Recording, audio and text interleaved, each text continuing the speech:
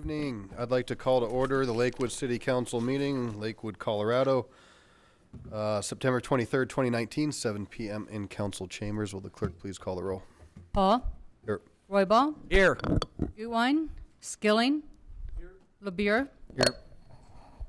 Abel. Here. Vincent. Here. Dita. Johnson. Here. Franks. Here. Harrison. You have a quorum. Great. I'd like to welcome everybody. Thank you for coming out this evening and joining us, or if you're tuning in other channels. If you do have a cell phone, if you'd please put it on silent, that'd be fantastic. And we are missing two folks tonight. Dana has a family commitment, and Karen has a family commitment as well. We're sending her our best. Her husband's not feeling well, so send her our best. If you please join me in the Pledge of Allegiance and remain standing for a moment of silent prayer, that'd be great. Pledge allegiance to the flag of the United States of America and to the republic for which it stands, one nation, under God, indivisible, with liberty and justice for all.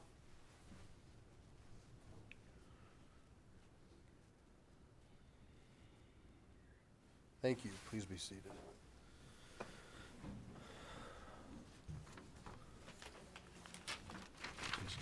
Did you...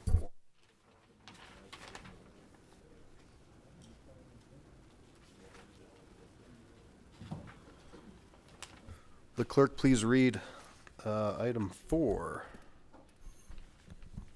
Item 4, proclamation, National Cyber Security Awareness Month.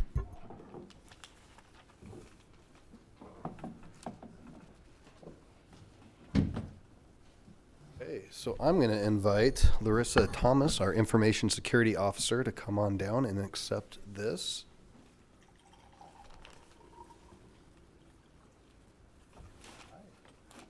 Think you were going to get it. Welcome. Okay. Proclamation October 2019, National Cybersecurity Awareness Month. Whereas the City of Lakewood recognizes it has a vital role in identifying, protecting, and responding to cyber threats which may have significant impact to our individual and collective security and privacy.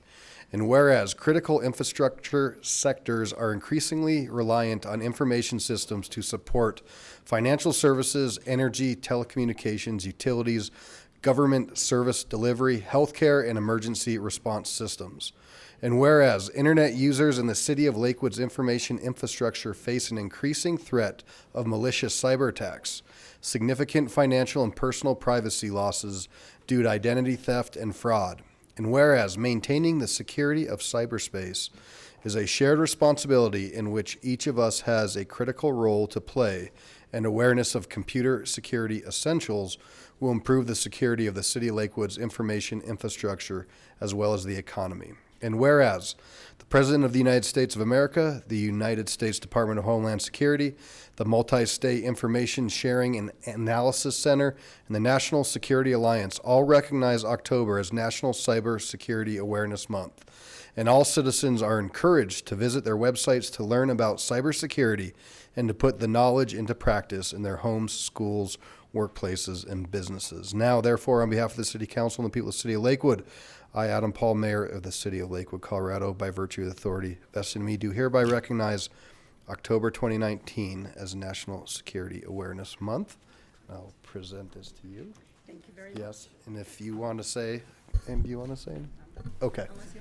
No, are there any questions? I would just like to say, I know this is an ongoing project for our city, always learning more, always trying to train every user who's involved on the system. And I think council now has tests that come through to see if we're being phished. But this is critically important because we've seen other communities that have kind of been hijacked and held at ransom. And as we've continued to shift and move into the cyber world, I appreciate all that staff does to try to keep us and our residents safe. Great. Thank you. Yep, thank you.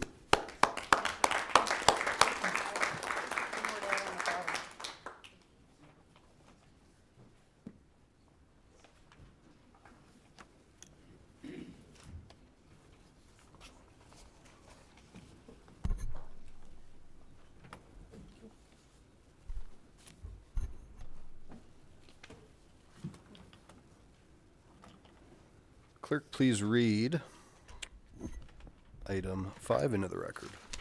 Item 5, Resolution 2019-38, appointing John Buckley, Brad Green, Crystal Lee, and Phil Shapiro to serve on the Board of Directors of the Alameda Corridor Business Improvement District. All right. Mayor Pro Tem, do you have a motion? I move for the adoption of Resolution 2019-38. Second. All right, we have a motion and a second. Any discussion? Seeing none, please cast your votes. Counselor Vincent, you hit speak instead of vote. It's okay. Passes 9 ayes, 0 nays. And are any of the folks here today? If you are, please stand up. Well, thank you for that. We appreciate that. Awesome. Okay. Next up, it looks like we have public comment. This is the point in the meeting where the public is invited to address the city council on items that did not appear on the agenda. All comments should be directed to the city council. I ask that all in attendance observe the decorum of the city council chambers and refrain from applause or audible support or discord with the speaker.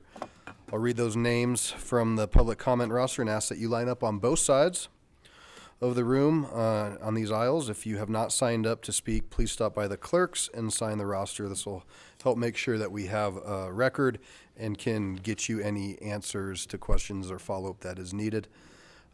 3 minutes is the time limit, so this little box will be green 2.5, and I think there's a countdown on it now, and then yellow at 30 seconds and red when your time is up. And first off, we have Karen Morgan, and you are going to speak for Mr. Winter, Matt Boyles, and Brian. Are you all here? All right, great. Thank you.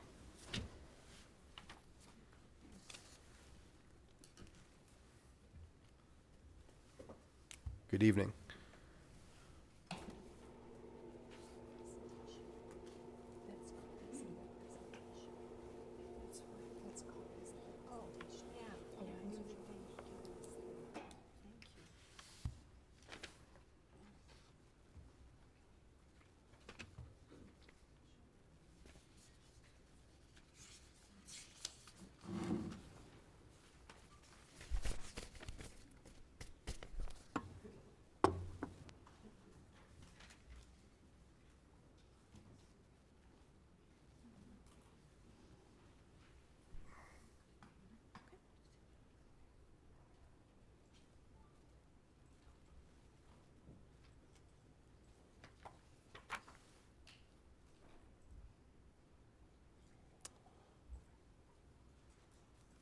I think I see where I'm at here.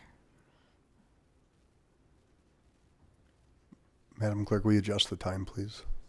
Thank you.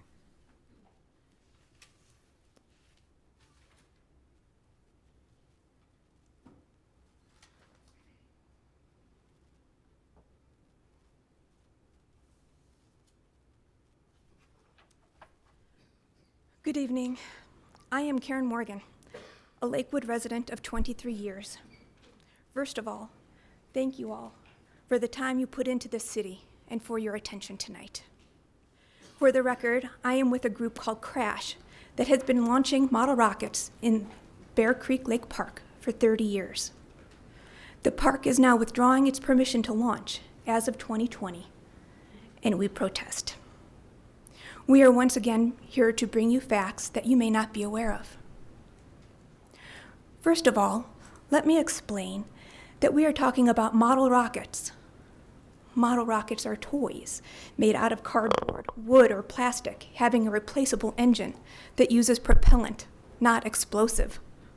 Model rockets are regulated under the Lakewood ordinances within the fireworks section.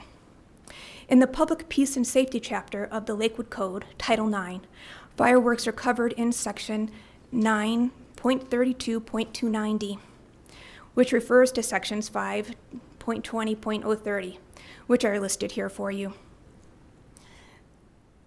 520.30 says explicitly, "This chapter shall not be construed to prohibit the sale or use of model or education rockets."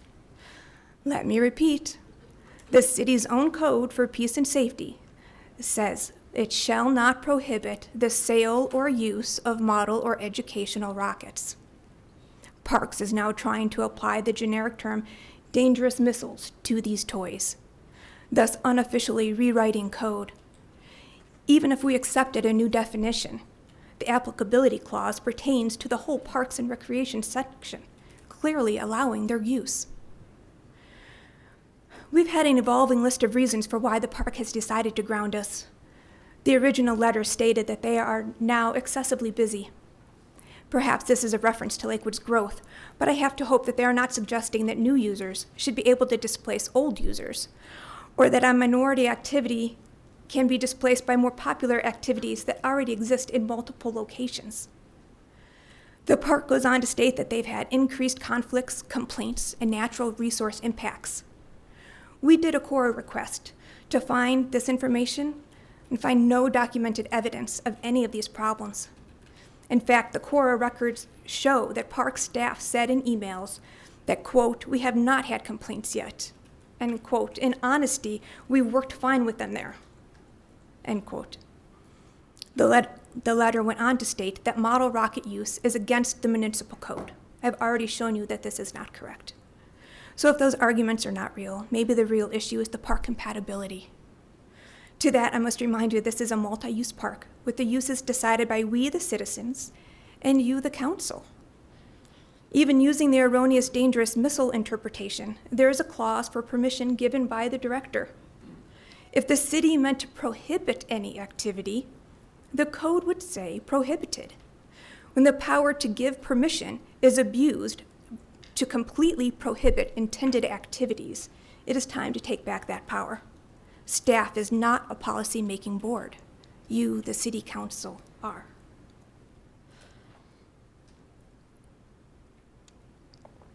The final argument by the city, as of December, was concern over fire danger. Crash agrees that fire risk is a serious business, and we treat it as such.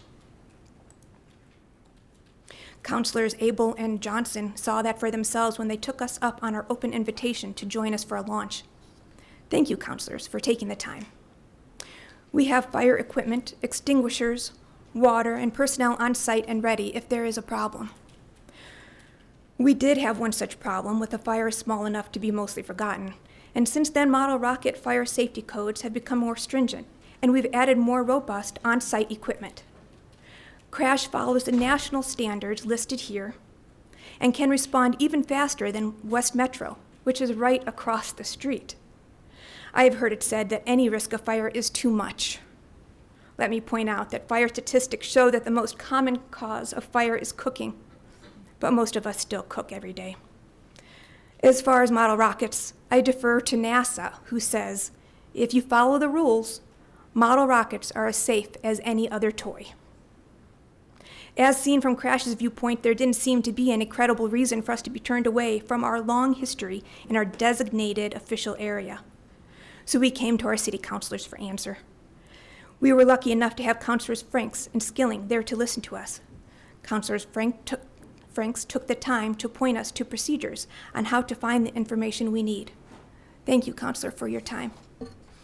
Since then, we've been attending sitting meetings and have heard secondhand that the parks claim that the Army Corps of Engineers prohibits model rocket launches on their land.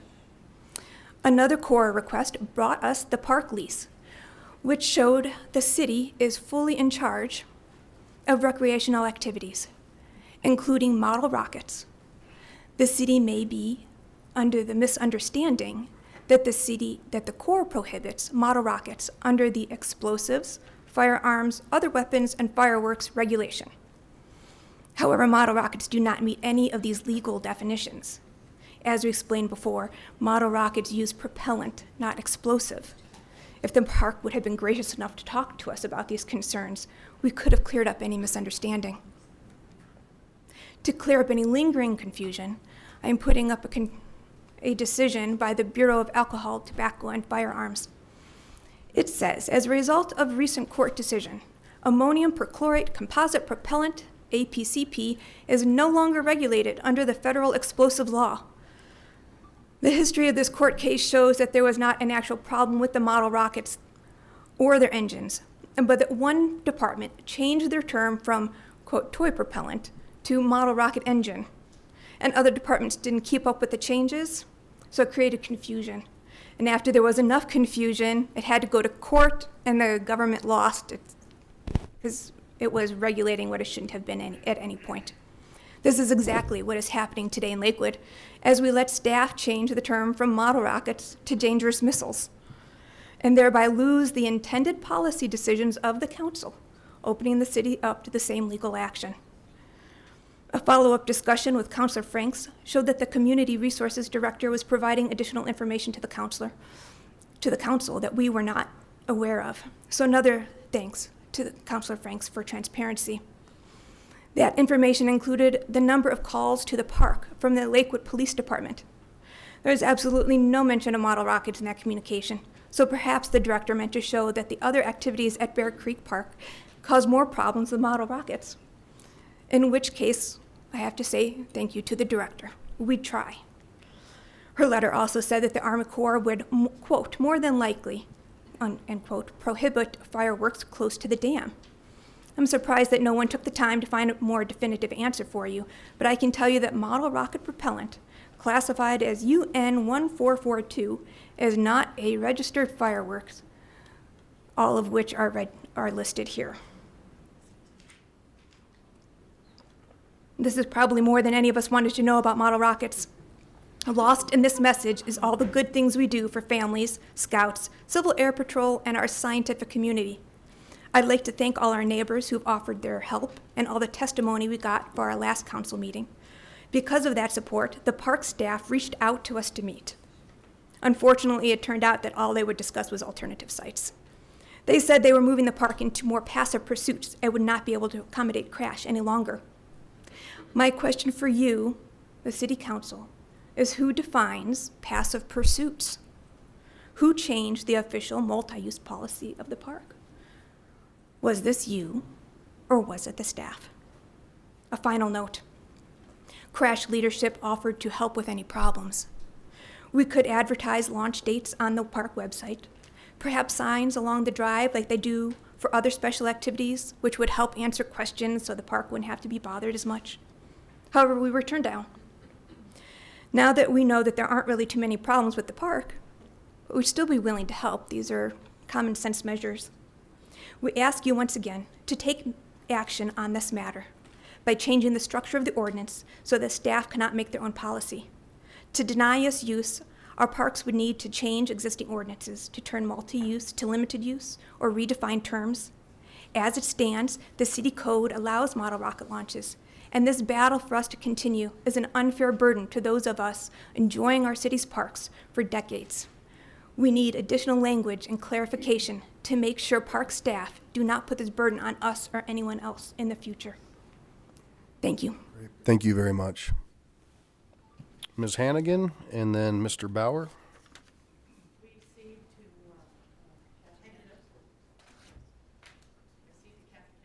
Okay.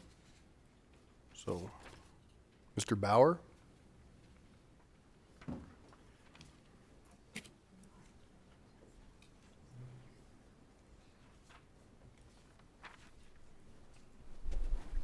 Good evening. Good evening. My name's David Bauer, and I'm with the Rocket Club Crash that launches out at Bear Creek Lake Park. I was wanting to come to the last council meeting, but I couldn't because I was attending a scout build session where the Cub Scouts had, about 20 scouts together and their parents, and we all got out kits and had a real good time for a couple hours building these kits. They learned a lot at the scout meeting about building the kits, and I oversaw it, so a lot of these rockets were very well built. And then on our next launch, that group is coming out, and I will help them fit their motors and everything, and they'll launch their rockets. So we'll be able to get through them real quick, and it's a great educational opportunity for 3rd through 6th graders. Also, I wanted to just tell you a story that about some of the other educational things we do. We had a group from CU, aerospace engineers, top school in the country for that. And they had a project, and they brought their rocket to crash to launch. So we have very stringent safety procedures in place. So the team brought up their rocket and took it to our safety officer, and they got rejected. So they said, hey, Dave, come over here, help these guys out. So I've flown a lot of complex rockets, and these guys wanted to fly a complex rocket because, of course, they're rocket scientists. So I went through their rockets and fixed a couple things right in the field, and got them all ready, and we launched that rocket successfully. And it was, when you're dealing with complex rockets, we have the skills and things to help these guys through this. And so it was a real successful launch, and one of the scouts, little guys, was watching it. He just fell down. Like, why'd you fall down? He said, oh, that was fall down cool. He was just 3 engines going off. And so we do have very strict safety procedures. We have an officer that checks the rockets. If they're not what we want to have flying, and we have rules on when, like a complex rocket, you can't launch that all the time. There's only certain days when the fire danger is low. Otherwise, you can't even launch them at all. And there are rockets that we reject because they're just not, up to snuff. So thanks for your time. Thank you. Kathy Kentner and then Pam Feely.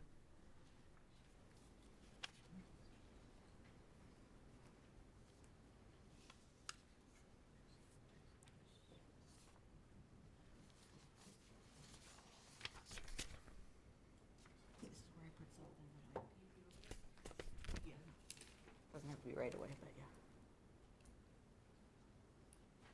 Again, this is fancier than teacher. I don't have to turn it the other way. I can see. Okay. Thank you.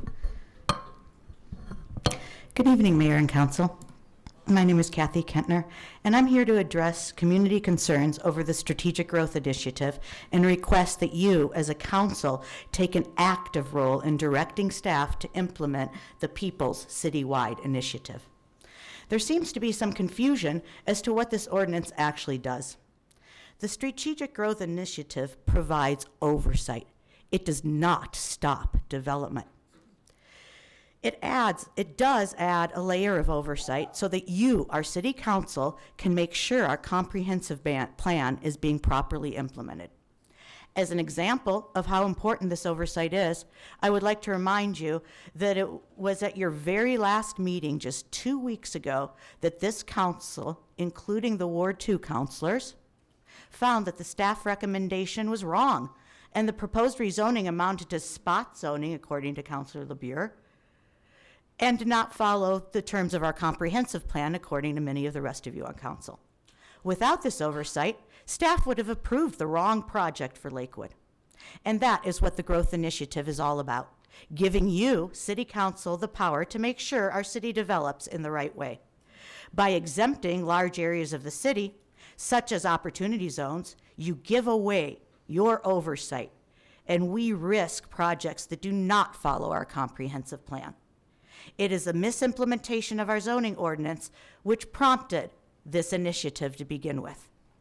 Tonight, you will discuss a request to change the ordinance and limit your right to oversight. How did this happen? How did a request for council action get on the agenda so quickly? When Councilor Abel put forth a request to uphold our constitutional right to vote by removing the obstacles that left it off the ballot, his request was not put on the very next agenda. Instead, we had to wait over a month. But a request to skirt the will of the voters gets on the agenda immediately. Councilor Beta's request for council to consider a compliance officer, submitted nearly 2 months ago, still has not appeared as an agenda item. The Strategic Growth Initiative won by 53% to 47%. It was a citywide vote on a citywide ordinance. It applies and must apply to the entire city. Mayor Paul won his election by a mere 1 percentage point, 50.59% to 49.4%. But he is still mayor for the entire city. To discuss and report results of a citywide election in terms of ward vote totals is unprecedented, as well as divisive and ugly, and apparently very humorous to Councilor LeBure. According to the county clerk, the city requested that results be reported by ward. Why? The motives for tonight's request for council action are questionable. Also questionable are the mayor's and other city representatives' actions when they spread misinformation throughout the media. During the League of Women Voters Forum, the mayor stated that there were no density limits removed with the 2013 altered zoning ordinance. This is not the truth. As shown here, prior to 2013, city zoning included 2 different multifamily zone districts. 4R, medium density attached residential, quote, less than 12 units per acre. And 5R, higher density residential, quote, a density of less than 25 dwelling units per acre. Density limits. The zoning ordinance, which went into effect in April of 2013 and has only 1 multifamily zone district, does not contain density limits. Clearly, there were density limits, and now there are none. And yet the mayor and city leaders use their titles to mislead constituents and others. Even a reputable media outlet such as Colorado Public Radio was duped when someone from the city had a story, quote, corrected to say that density limits hadn't been removed. Lastly, but possibly most importantly, as the representative of the majority of Lakewood voters, I am asking you to do what the community has asked you to do for months now. Implement the Strategic Growth Initiative as passed by the voters. Define, quote, formally applied as having needed final site plan approval prior to building permit application. And then go through all of the building permit applications to determine which projects were indeed formally applied for and which projects were rushed through to building permit application too soon. We have also asked for allocations for individuals needing single allocations to be allowed to draw them now rather than wait until January. But council has been silent on this point, possibly negatively affecting the ability of an individual to build their own single-family home or ADU. Currently, projects over 40 units or more waiting to be built in 2020 should be scheduling hearings so that they are ready to draw allocations when they become available in January. Where are these projects? Why haven't we seen any hearings scheduled yet? Council should also be starting to discuss the number of allocations available for each pool, but the public has yet to see this as an agenda item. Rather than implement the Strategic Growth Initiative, the law, in Lakewood, and ensure proper development according to our comprehensive plan, Ward 2 councilors seem to be finding ways to get around the ordinance. Rather than suggesting a developer follow our law and schedule a hearing, they are trying to skirt the law. But the people have spoken. So, as a representative of the petition and as a representative of the majority of voters, I am asking you, City Council, to take charge of this ordinance. Please do what is necessary to direct staff to implement this ordinance. There seems to be some confusion as to what this ordinance actually does. The Strategic Growth Initiative provides oversight. It does not stop development. It does add a layer of oversight so that you, our City Council, can make sure our comprehensive plan is being properly implemented. Thank you. Thank you. Ms. Feely? And then Diane Duffy.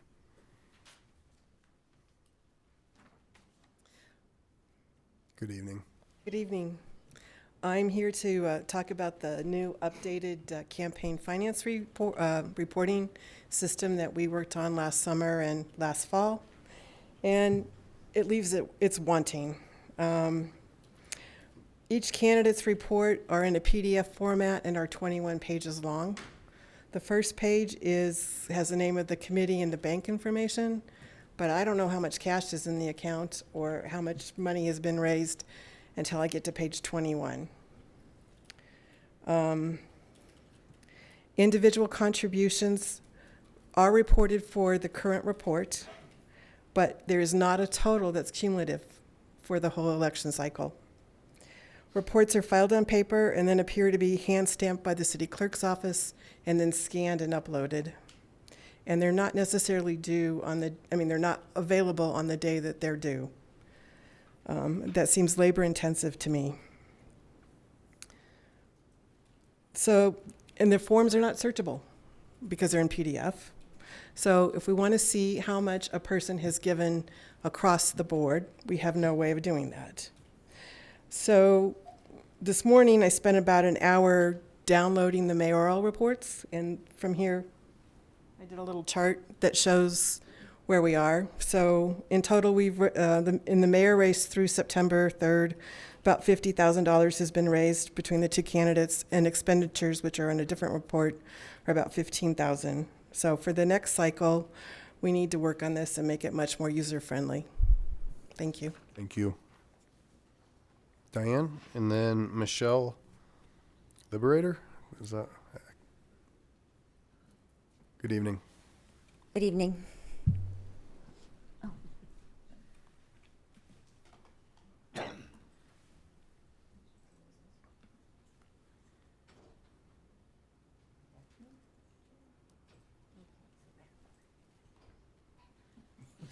Not right. Go back one. Thank you. I work for one of the, Diane Duffy. I work for one of Lakewood's larger employers, and I'm here with some good news. Our company is taking the lead. Tarumo BCT has started a community garden program right on site for the employees. We have 3,000 employees there. And for some of them, like me, I sit at a computer all day to generate a sense of community, to get us out into this 50-acre campus that we have. Our company has set aside some land for us to build a community garden. You can see this is just south of our 1215 building, we call it. This is at this is at Quail and West Collins. And the green area that you see is now landscaped beautifully. We have a wonderful landscape company that maintains this. It's all being ripped up. No more watering, no more fertilizing, and no more paying the landscaper. Yay. It's going to be 42 raised beds for the employees to grow their own crops. Now, that comes with stipulations. This is an organic garden. There will be no chemicals allowed, no power tools. You have to work with a shovel. And that's going to be good for all of us. We have to do it on our own. No asking our facilities people to come and, could you just give me a hand with this? None of that. We're all going to be in there digging in the dirt together. Our Ward 1 counselors, Johnson, Abel, thank you very much. They've been with us since the beginning. I thank you for your support, coming to our meetings, financial support, getting out the checkbooks. Our company is getting everything built for us. They're adding the water, but we have to put a fence around it. We have to not only keep out any individuals for liability purposes, but there's also those pesky critters that are going to get in there and eat our lettuce. And we can't have that either. So we have to raise the money to build a fence. This is one of our fundraisers. Councilor Johnson and Councilor Abel were kind enough to come and open up their wallets to that too. So I am charging you with, how can you help us? I think this is a good example for other businesses within Lakewood to do things like this. Take up that lawn, put in a community garden. You guys could come and visit. You could mentor, if you have some skills in this area, mentor a new gardener that's just starting out. Maybe you know a guest speaker we could have at one of our meetings. Do you have any extra garden tools you could donate? Your time is always welcome. I don't know, maybe you like weeding gardens, planting tomatoes. And money, we really could use some donations. So I challenge all of you, you can make your checks out to the TBCT Garden Club. We are getting our 501c3, so it will be tax deductible. And thank you very much. Thank you. So we'll have Michelle, and after Michelle, I have Rose. Good evening. Hello, Mayor. Hello, Council. I appreciate this opportunity, and mine is short and sweet. Maybe not sweet for some, but I am here just because I wanted on the record that I am against short-term rentals and bed and breakfasts in the city of Lakewood. I don't feel that it's safe, and I want to live in a community, not a hotel, motel where people are coming and going. I currently live in a small condominium complex, and I understand that there is one rental that is done on a weekly basis. That's illegal in the city of Lakewood, and it is also against our HOA, which I have made them aware of.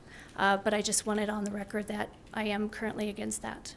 Thank you for your time. Great, thank you. It's Chapman, then Sherry Miranda. Good evening. Good evening. Mayor Adam Paul and all council city members. I'm here to talk about short-term rentals or Airbnbs or whatever they're called. I have lived on a block for over 2 years where one has been going on. It has been an awful experience. It has been a nightmare. It has been scary. It was a quiet block before then, and I was raised in Lakewood, and all of my family and friends live there. My concern is for the safety and the well-being of all of my neighbors, the elderly, and children. There are 5 single women that live on this block. We all look out for each other. We all help each other out, and the last 2 years have been pretty scary for all of us. The problems are cars coming and going all hours of the day and night. They are all from out of state. We don't know who these people are. We don't know why they are here. They park in front of all of our houses because the owner of the homeowner is telling them they absolutely cannot park in the driveway of this B&B, and it's a 4-car driveway. Don't ask me why they're being told they cannot park there.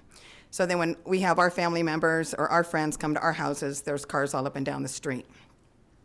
2 houses down from the B&B, there is an assessor right that comes 4 days a week for a handicapped child.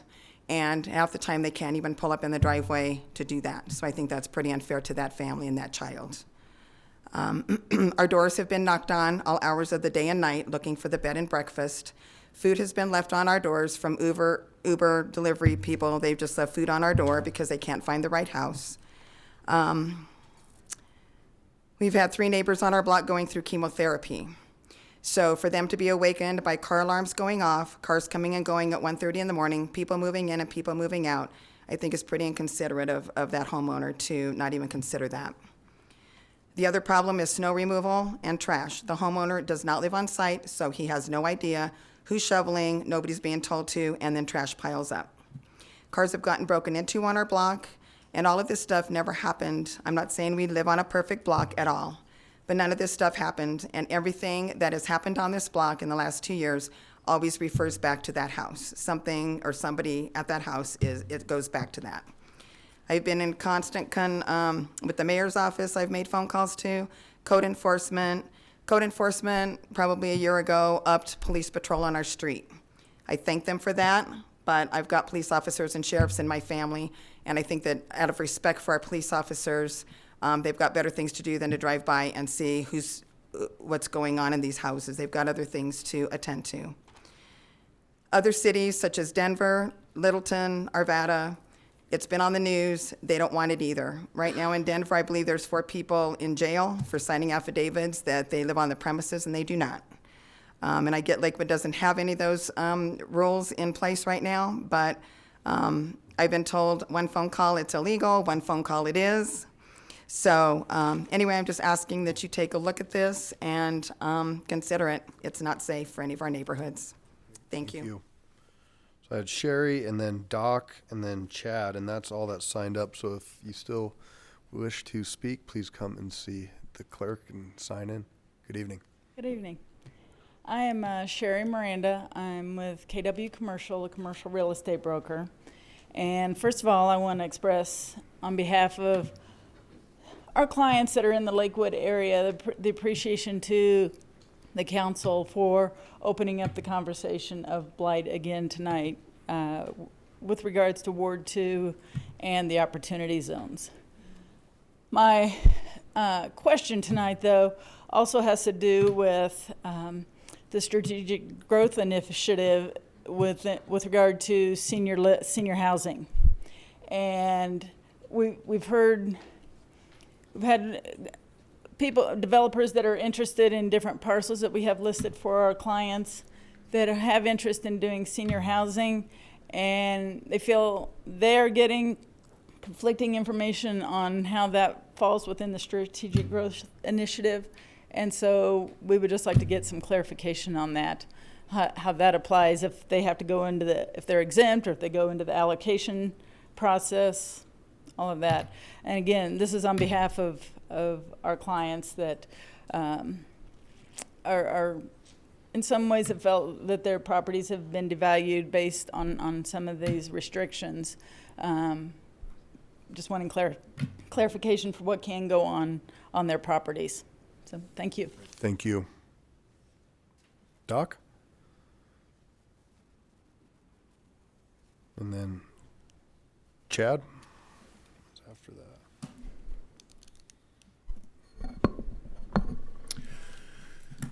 My name is Doc Palmier. I live north of Kendrick Lake in Ward 5, and I've lived in Lakewood since 1989. I'm the founder of Space Voyage Simulations. Space Voyage is a K-12 educational program that immerses students in thinking like an astronaut. Since 1990, more than 320,000 children have experienced my programs. The family of a student who attended my space camp last summer contacted me and asked me to attend the rocket launch at Bear Creek Lake Park on September 21st.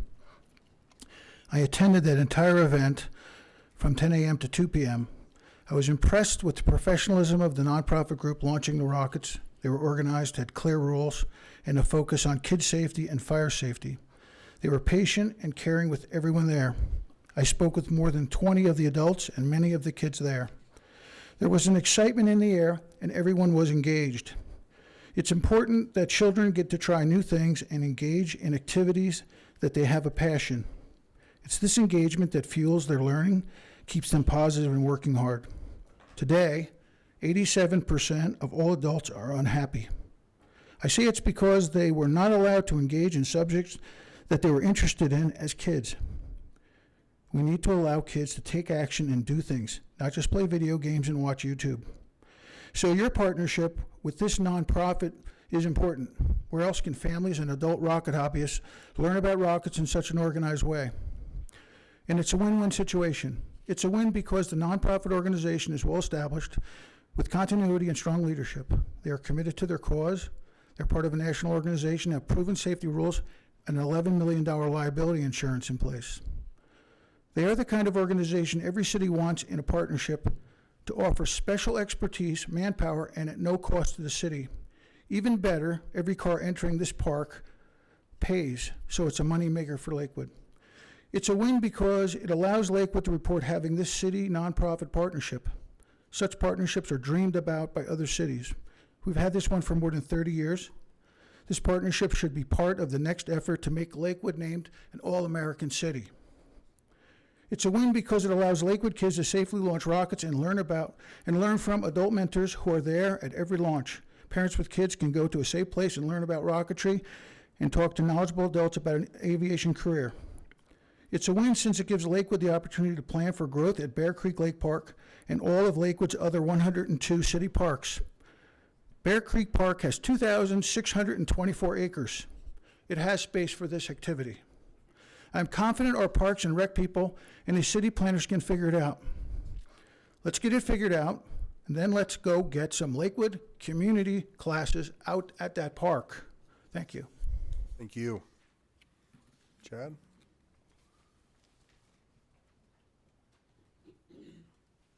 Good evening. Good evening. My name is Chad.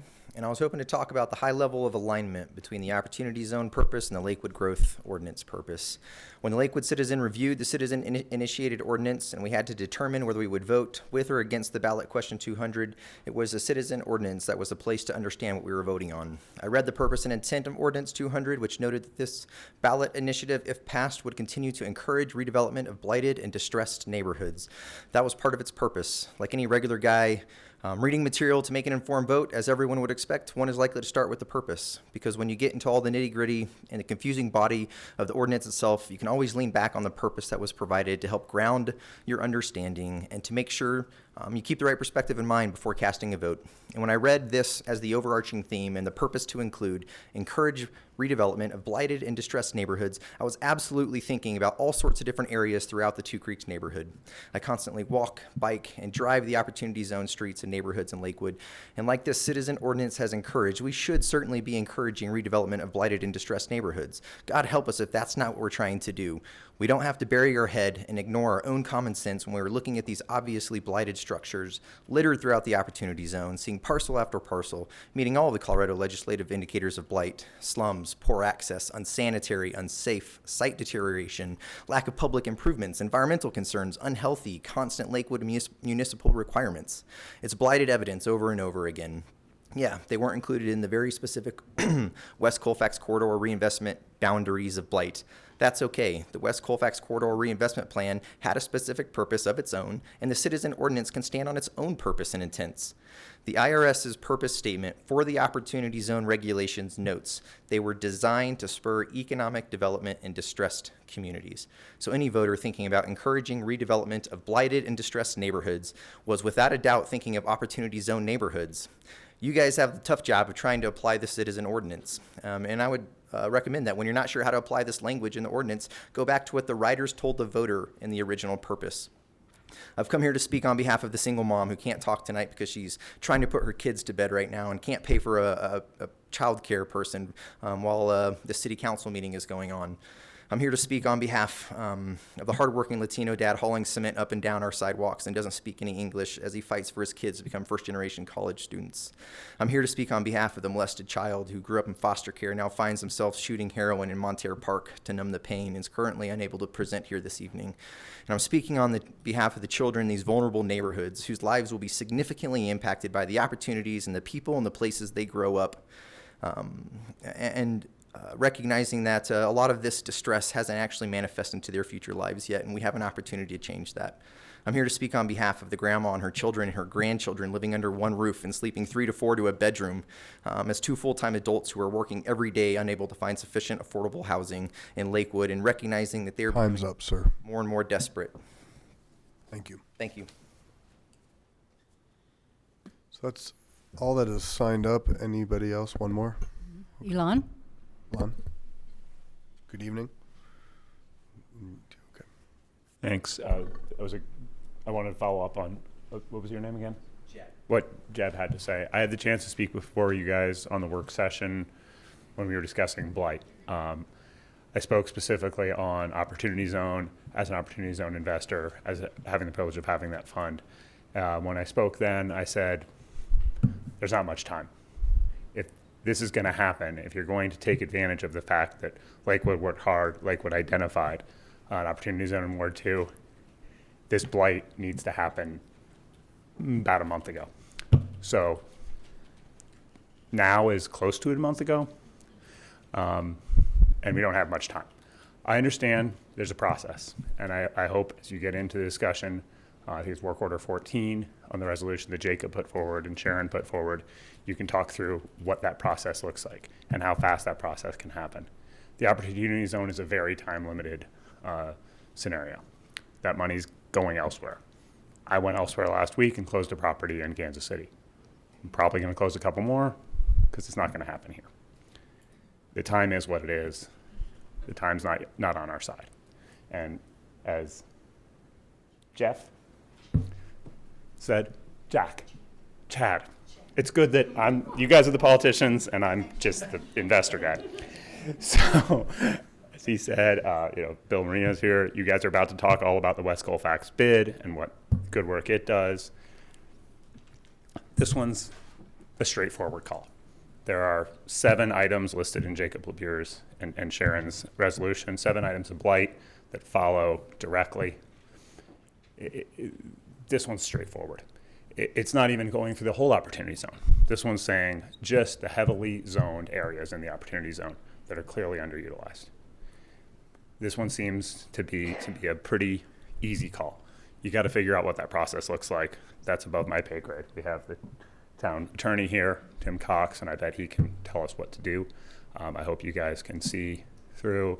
Unfortunately, Dana and Karen are not here, who I know see those positives, and I hope that the other council people can see the need that Ward 2 has to make this happen. This is your chance, and it has to happen fast because that money's going elsewhere. Like I said, I've already spent a good portion of mine elsewhere. Thank you. Sir, come on up. Michelle, did you sign? Did you get a chance to sign on the way back then? She's got some paperwork. All right, good. Titles on it. Thank you for the privilege of being here. I'm Daniel Winter. I'm a resident of, I guess it'd be Golden. I'm an avid rocketeer and have been since 1960, a long time ago. And in all those years, I've never seen anybody hurt. And I've launched a lot of rockets. And I've been a shop teacher for a lot of years too, and I'm retired now. And I can't express the value of the learning that is going on with model rocketry, and especially out at the Bear Creek launch site. It is phenomenal. As an educator, I've never seen anything quite like it. It makes me feel good every time I go out there and help those kids, and I'd hate to see it lost, and it is safe. I'm also a licensed pyrotechnician with the federal ATFE, it's called, I volunteer with a number of pyro companies, and I manufacture stuff. I belong to the Pyro Club. It's called the American Pyrotechnic Guild, Rocky Mountain Pyrotechnic Guild. Still got all my fingers and my good looks. And it's with the help of other people. And so I think I know what's going on when we talk safety. And when I see the Rocketry Club out there, I feel very confident that it is safe. I mean, I want to make you feel good as I feel about it. I mean, it's a hoot. It's such a privilege to come here and speak to you, and a privilege to work up at the chute with the kids and the rest of the Rocketry Club. And so I'd hate to see it lost. You know, we had the first Rocketry Club about 4 miles northwest of the site that we're at now. That's the birthplace of model rocketry in America. So, yeah. We're very fortunate, and if there's anything we can do to compromise or work and make this thing work, we're all very malleable. So I thank you for the time. Great, thank you. All right, anybody else? Great, I'll close public comment with that and just address a couple things to our Rocketeers, and thanks to our last speaker, Pyrotechnics. That sounds pretty fun. We have a commitment from staff to continue to have these conversations and work with you, and that was reiterated again today by our city manager. So I'd encourage you to continue those conversations. Airbnb, that is something the housing committee is going to be looking at. So there'll be opportunity in those public meetings. Those will be open as well to have some feedback. And I know Councilor Franks is looking at maybe some different tools to do some different kind of polling as well to get some more feedback in regards to that. Senior housing, there was a question about that. Maybe we can follow up. I don't know. I don't think we have an answer for you from the dais, but that's certainly something that needs to be addressed and will be, and maybe there's a better answer from staff. And then, did Miss Feely leave? I think she did. We appreciate her feedback. She was a big part, I think, of participation in the campaign finance, and thought that at one time we did have some new software, but I think as this continues to evolve, we'll see better product. And she made some really good points that folks who have to do the reporting are tasked with already. So thank you very much. Ms. Hodson? Thank you. I have to say my favorite line so far is I still have my fingers and my good looks. That's my favorite line so far. That's Pretty a good one. Okay, so a couple of things. First, on the upcoming city council meetings, I've heard from several of you a real concern about the crime in the city of Lakewood and some of the statistics that are out there and what's real and what isn't real. So instead of meeting individually with each one of you, I think what we've done is we've scheduled a study session for October 7th. And we will have the chief and some PD staff, as well as our crime analyst there, so that we can have that conversation publicly rather than having individual meetings and the public can also hear.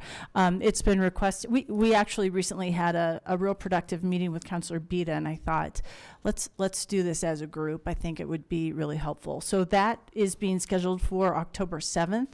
I took the liberty of scheduling it as quickly as could be done so that that information and accurate information will be out in the community. Again, so that's October 7th. We've also scheduled the City Attorney's Office review on October 21st, and that's a study session as well. As you'll remember, I was asked to schedule a study session with the representatives from GSA as well as CDPHE, and I have been working to that regard. Both David Walker from CDPHE as well as Tim Horn from GSA have agreed to come to a study session and really just have an open conversation with you about the condition of the Federal Center 59 acres on, 6th and Sims, I guess we can say. And that way you can ask whatever questions that you hear from your constituents and what you're curious about, and they can answer them, and whatever other experts we need to bring to that conversation, I'm happy to do that. I did hear from Tim Horn also, and as of today, I don't have this in writing, so I hesitate a little, but he said there's been a redirect on that actual board, the board that was making the decision, the federal board making a decision on that particular property, and the November deadline isn't adequate anymore. And whether they decide to work with this particular property or not is questionable right now. So I have asked Tim Horn to put that to submit that information in writing to me, and I'll forward that to you as soon as I get that. What we need is some clarification on what exactly this board is going to consider when it comes to the 59 acres. So as soon as I get that, I will forward that to you. I know that's still a little vague, but that's the best I have at this time.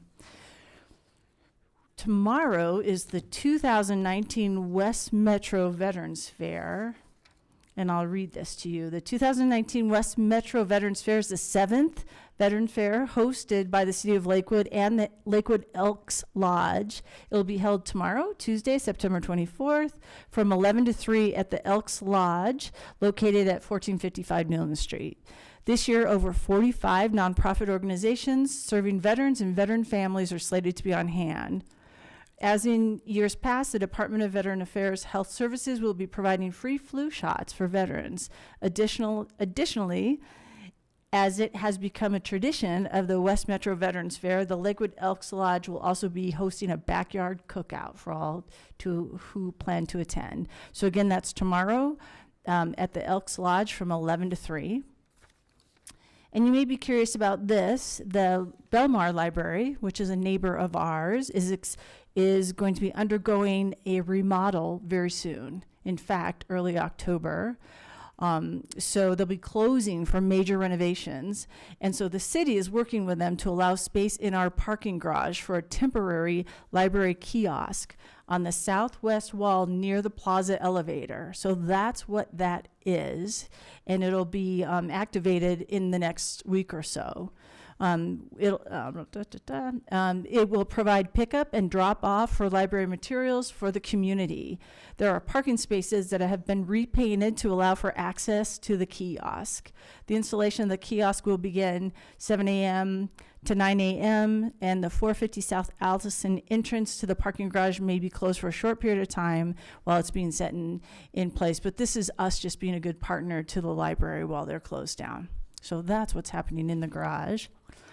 And finally, on a high note, Councilor Abel brought something to my attention, so I looked into it. And now we know, this is confirmed, that we have a woman who's a young woman who is a cancer survivor, and she just completed swimming across the English Channel 4 times in a row. And she trains almost every day at our own Carmody pool, which is pretty cool. So she swam the English Channel 4 times in a row, and it's a record. So imagine this, 54 hours of continuous swimming in wind, waves, cold, currents, and jellyfish. 54, I can't even imagine that. But congratulations to her, and we're really proud to be her home practice pool. So that's my report. Thank you. Well done. Thank you very much. Right, next up, we have the consent agenda. The use of the consent agenda has been made to expedite council action, contains both resolutions and first reading ordinances. Resolutions are items of a routine nature. Members of the public will have an opportunity in a moment to comment on any of the proposed resolutions. First reading ordinances appear on the agenda only for the purpose of setting future public hearing dates and ordering the newspaper publication of the proposed ordinance. No public comments will be heard this evening on first reading ordinances. The public will have the opportunity to comment on the proposed ordinances during the scheduled public hearings on the dates set tonight by City Council. Any member may request an item on the consent agenda be removed for separate discussion and action. So I'm going to go ahead and ask the clerk to read this in, please. The consent agenda consists of items 8 through 10 inclusive. Item 8, Resolution 2019-39, supporting grant application to Colorado Parks and Wildlife requesting funding to construct alternate parallel trail and make trail improvements to Bear Creek Trail, and authorizing Director of Community Resources to execute grant agreement if approved. Item 9, Ordinance O-2019-37, adjusting the compensation of the Lakewood City Council. Item 10, accepting minutes of the boards and commissions, Lakewood Planning Commission, July 17, 2019. Thank you. I'll now open the public hearing on Resolution 2019-41 and 40. Nobody's signed up. Seeing none, I'll close public comment. Ask Mayor Pro Tem Abel for a motion. Mayor Paul, I move to accept all minutes for boards and commissions, order all ordinances introduced on first reading to be published into the Denver Post newspaper for public hearings set for dates included in the ordinances, and to adopt resolutions, all of which are included in the consent agenda items for the record and introduced by the city clerk. Second. Motion and second. One clarification. I said resolutions 40 and 41. It's actually just resolution 39. Okay. There's a motion and second. Any conversation? Seeing none, please cast your votes.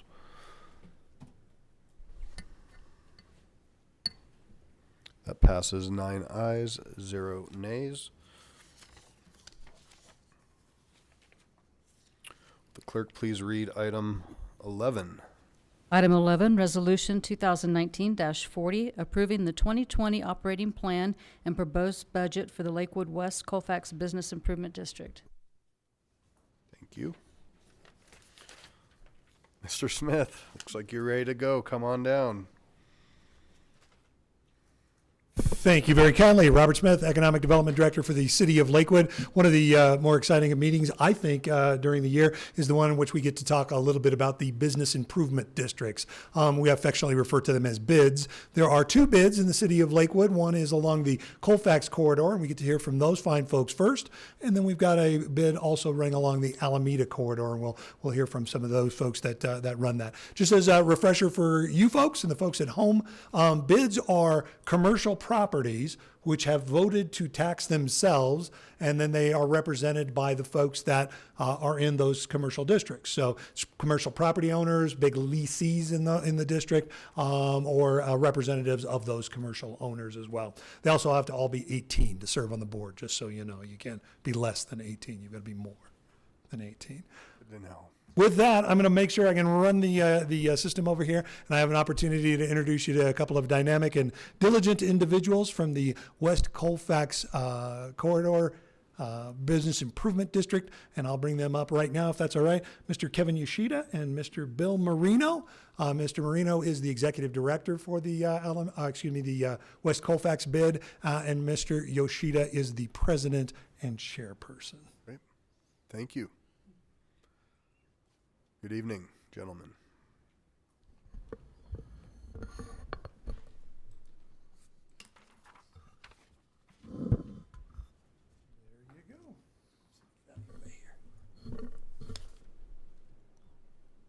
works. Good evening. Thanks again for this time to visit with you, Mr. Mayor, City Council. We're going to tag team tonight. And Robert, thanks for the introduction, and always a tough act to follow. This isn't our first time being in front of you, so we're going to try to keep this short. But every time we speak anywhere, including here, we want to remind everybody that we're three organizations all working toward one shared vision, is re-energizing West Colfax. And we're about a decade into that in different configurations, but all have come together through the modest funding through the bid, through our Arts District, 40 West Arts, and our Community Association, WCCA. Can you go to full screen on that? Is that possible? Thank you. I'll keep going. Well, please. So we're going to walk through bits and pieces of the plan that we sent you some weeks ago. Just briefly hit the highlights of reporting on some of the focus areas from last year, talk about the focus areas moving forward in 2020, and then cover budget items, and then take any questions if you'd like. All right, thank you, Mr. Smith. You're welcome. It's still not, I'm just doing it for our viewers at home, but we'll just roll with it.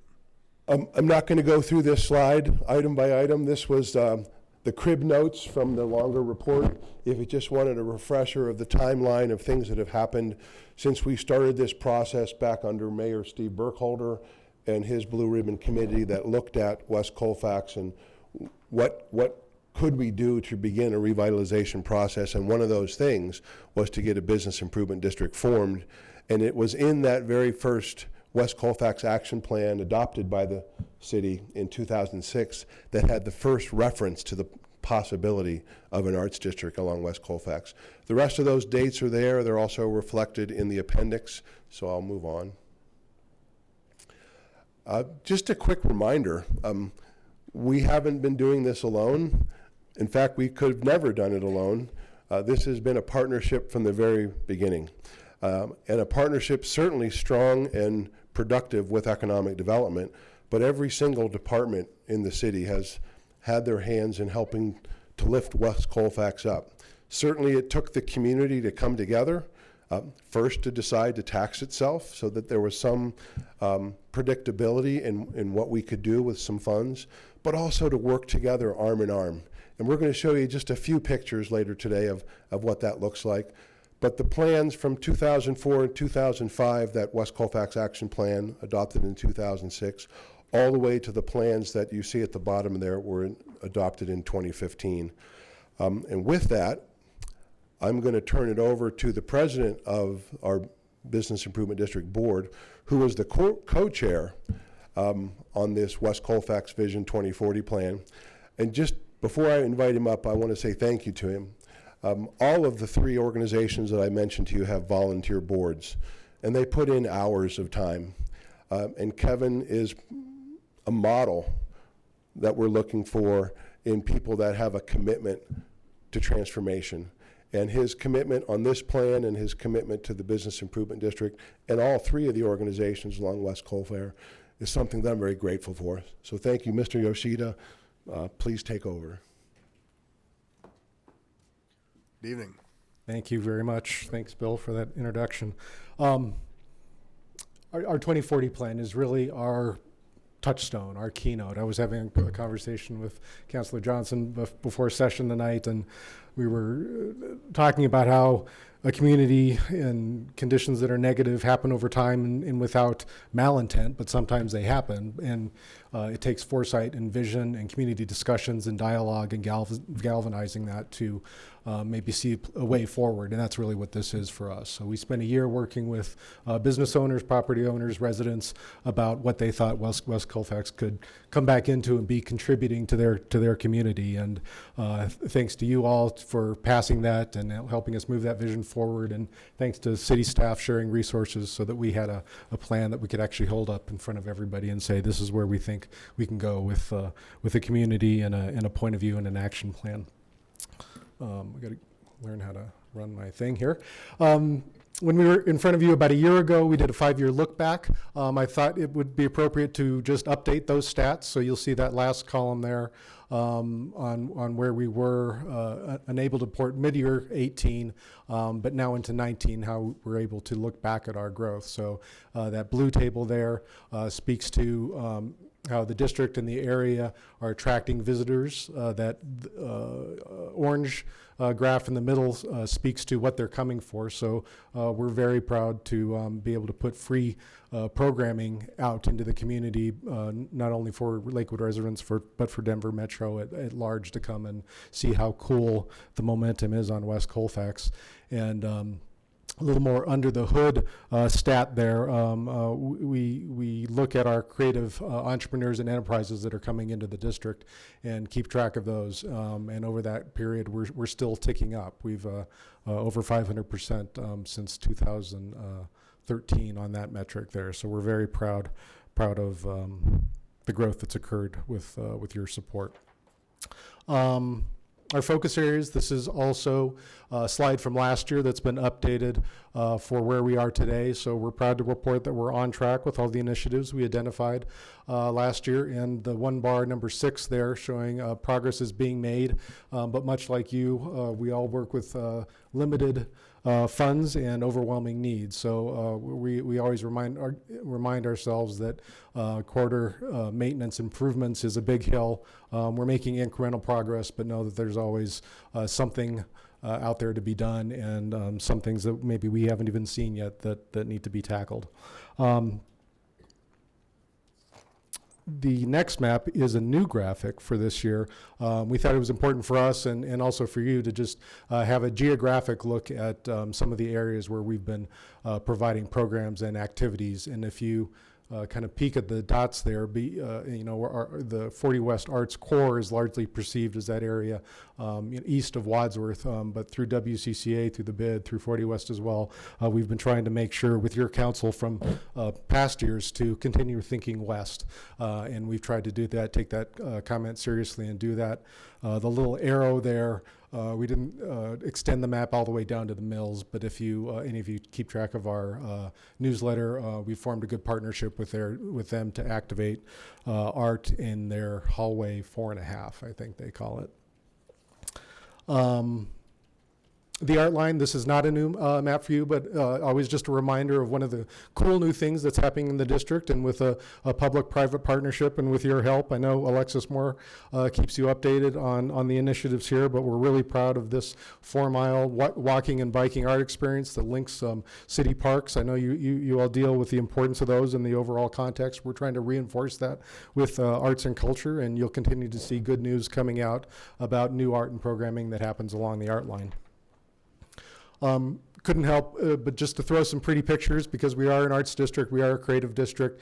So we, along with Colorado Creative Industries, who certifies all the districts throughout the state, really prioritizes creative placemaking as a part of that. So that's murals and art boxes where you might not expect it in big public art like the roundabout there, but it's also wayfinding and just the presence of people, and that the people here care. So things as small as branded benches matter in the context of creating a creative community and a cohesive business improvement district. Some examples of the programming that we put out into the community. Lots of energy. Hopefully you've been able to come by and visit and take part in one of these. The Dinosaur Flash Mob, I think, is now infamous. And a couple of those names there, we're happy to be opening our arms to other parts of the city. 3 of the oldest co-op galleries that kind of defined the culture in Metro Denver, at least when I was growing up in the 80s, now call 40 West Arts District home. So we're very proud of that. Oops. And an example of some of our barn raising projects and property improvement projects that the West Colfax West Colfax Community Association has largely been spearheading. Rockley Music there with some landscape improvements, the coffee shop there on the other side, and some new things that you may not have seen, but please drive Colfax and try to spot them. The green cactus there in the middle is a partnership with a local artist and a new project along Colfax to create art on private property that contributes to the public realm. So we're hoping to grow that program as well as we move forward in future years. Our 2020 focus areas are not dissimilar from our 2019 areas. There's still a lot of work to do, so we're still focusing on the blocking and tackling and basics and making sure that we're putting out a good magazine that can spread the word when all of our ambassadors and you all can't communicate the great things that are happening. The new one you'll see on there is number 8, building acquisition and activation, and I'll speak to that in a couple of slides here in the next deck. You've seen this slide already in your packet. As you can see, our primary revenue source comes from the mill levy. Like all of us, from a Jeffco taxation standpoint, we do our best to predict. It doesn't. Ours hasn't changed much from a revenue standpoint, and our job is to do the best we can and put that back into the community as best possible. You can see our expenditures line there, and I'm a graphic person, so easier for me to digest in these pie charts. You can see the mill levy component I talked about there. The orange rent bucket there, that is a revenue source, but I'm going to switch to the expenses line item and show you how the rents are actually an expense as well. So the Business Improvement District master leases facilities to help put them in the hands of creative business, artists, Benchmark Theater, all those operate under a sublease format, so the Business Improvement District can help stabilize those conversations and a lot of times give them the flexibility they need. So sometimes we, in our projections, you'll see the difference in that we, from a budgeting standpoint, try to make sure that we're not overcommitting. We assume that we're only going to be 90% leased, but so far it's been a good story, and we've been able to fill every space, as there definitely is overwhelming need from our creative community. The rest of that program, that chart there, if you aggregate it and think about it, it's really very much focused on what it takes to get all the programming, all those fun slides I showed you back into the community. Those are the resources it takes to get those there. This last slide, some more granular notions of what you can think about to look for on the West Colfax corridor in 2020. Definitely stay tuned to the art line. We just had a great meeting with staff today on the West Colfax Pedestrian Safety Project. They're leveraging some DRCOG funds, and we're going to just starting the process of how to make that impactful and meaningful to the community as well. As I mentioned, we'll continue to do public art and beautification. One of the focus area will be that blank gravel spot that sits at Wadsworth and Colfax. We're moving that forward, and one of the coolest things I think is everybody probably has memories and can picture that drumstick in the middle of Lamar Station Plaza. We're in the beginning conversations on how to stabilize that and really bring it back into service for the community as a focus for arts. So I'm going to close out my comments and invite Mr. Marino up to add anything that I may have missed. Thank you. Thanks, Kevin. I remembered I used to have to do all that myself. It's a delight to have an architect, an urban plant or urban designer on the team. Just to wrap up, this photo that you see in this on this slide, it's not the image that everybody thinks of when you say West Colfax. I hope you've been there. That's the Lamar State walk-up light rail station. That's Lonnie Hands-On's Lakewood Legacy Trees art installation, one of my favorites. We still have so much work to do. Yes, exactly. And what we want to tell the world is West Colfax is on the way back. We still need help. We still have lots to do. I hope as you continue your work as a council that you'll consider how you define blight and that you'll look for ways to have more revitalization, not less, because we do need that. And it was clear in the Strategic Growth Initiative that there was a place for a discussion about distressed and blighted areas. So I hope you'll give that some consideration. I spoke to you the last time I was here more about that. I'll come back again as you think about it. But there's so much energy heading in the right direction. Help us continue. Because at the end of the day, all three organizations are working and pulling in the same direction. And we can't do it without you. We're a community that has decided to link arms and work with our municipal partners. We're so very grateful for all that you've done for our area. Let us keep this momentum going. Thanks so much. Thank you. Now open the public hearing on Resolution 2019-40. Nobody's signed up to speak. Seeing none, I'll close public comment and ask for a motion. I move for the adoption of Resolution 2019-40. Second. Motion and a second. Is there any questions? I'll just leave you with a comment. I appreciate the presentation, but I really appreciate the energy and the dreaming that has gone on, and I look forward to seeing what comes in these next couple of years, because there's a lot still happening, and I know that there's a lot of community support and engagement, and the art line just continues to blossom and bring arts to an impacted community, in some ways free arts to an impacted community. And I appreciate all the effort and the partnerships that we have. So with that, please cast your votes. It passes 9 ayes, 0 nays. Thank you. Clerk, please read item 12. Item 12, Resolution 2019-41, approving the 2020 operating plan and proposed budget for the Alameda Corridor Business Improvement District. Thank you. Mr. Smith. Next. I know it seems like I'm the MC introducing these folks over here, but really my role is to try to make sure the technology works. And it goes to show you how desperate they've become when I'm their expert on technology. So we'll get that set up. And with that, I will introduce you to the Executive Director of the Alameda Corridor Business Improvement District, Mr. Tom Quinn. Well, it is cybersecurity night, so. Mr. Quinn. Good evening. Good evening, sir. Mayor Paul and City Council, Tom Quinn, Executive Director for the Alameda Corridor Business Improvement District.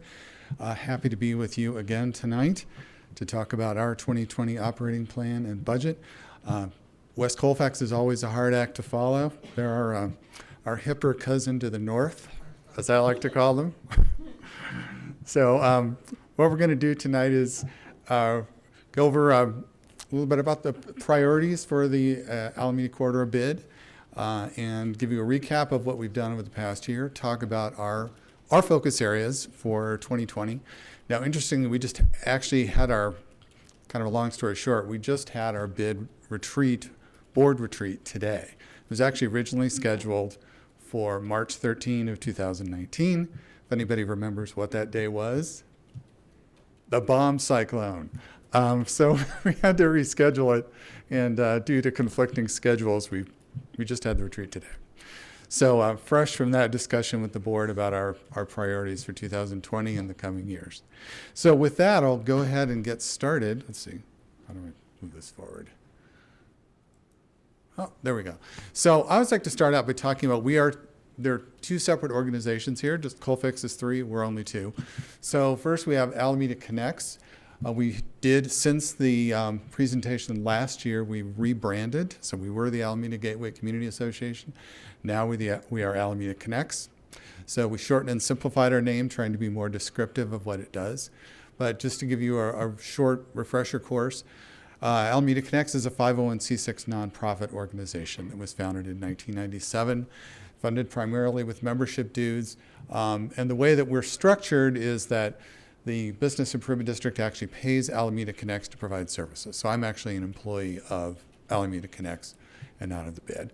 So that's the model that we follow. We have Alameda Connects as a volunteer board, and we like to say we're focused primarily on connecting the community, connecting nonprofits, businesses, and residents in the area.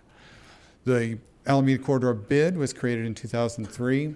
Vote of all the business property owners on the corridor, just like is required for any business improvement district, voted to tax themselves, established a mill levy, governed by a 7-person board appointed by you as city council, and you did make some of those reappointments tonight. And pays, and I left AGC in there. See, I still do that every now and then. It's supposed to say Alameda Connects, so just a brief kind of rehash of that. We have 3 major priorities identified by the board from the beginning: economic development and marketing, corridor beautification, and corridor safety. So those are kind of broad categories, and we design all of our programs around those priority areas. Gives us quite a bit of leeway in terms of looking at the types of programs that we can have. So recap of 2018 and 19. So what have we done since the last time we were here? We've done a lot, particularly in the corridor beautification area. So we'll go over some of those projects. Art on the Commons, a great program we have in partnership with the city every year. So we lease 6 art pieces that go out on the plaza, and you probably had an opportunity to look at those, hopefully. They go from roughly May to May, so 1 year at a time those pieces are leased, and we usually buy one of them. Arts along Alameda, Metro West Housing Solutions building. We dedicated a new art piece there in October of last year, girasoles or sunflowers. Really fantastic. I hope you've driven by it at night to see the colors on it. It's really great to look at. This is a strategic location. We identified this because the project was being built there. It was an opportunity to do something during the construction process for the Metro West Housing Solutions project. Great partnership with them. I'm sorry. Could you put the microphone up a little bit? Oh, I should be more experienced at this, huh? I moved my head around too much. So that was in October of last year. Arts along Alameda, we also installed a art piece called American Primitive at Young Ameritown, and included some new landscaping with that as well. It's fantastic if you had an opportunity to see it. That's a very strategic location right at the foot and cycling entrance to the Belmar area from the east. All-Star Park, Eye on the Ball. Hope you had an opportunity to go over and take a look at that. We've been looking at that as a strategic location as part of an effort to revitalize that intersection. We have, of course, the closed gas station and car wash across the street. We did, for a time, have 2 businesses that were closed, the check cashing place at Harlan and Alameda, as well as the old El Alones restaurant.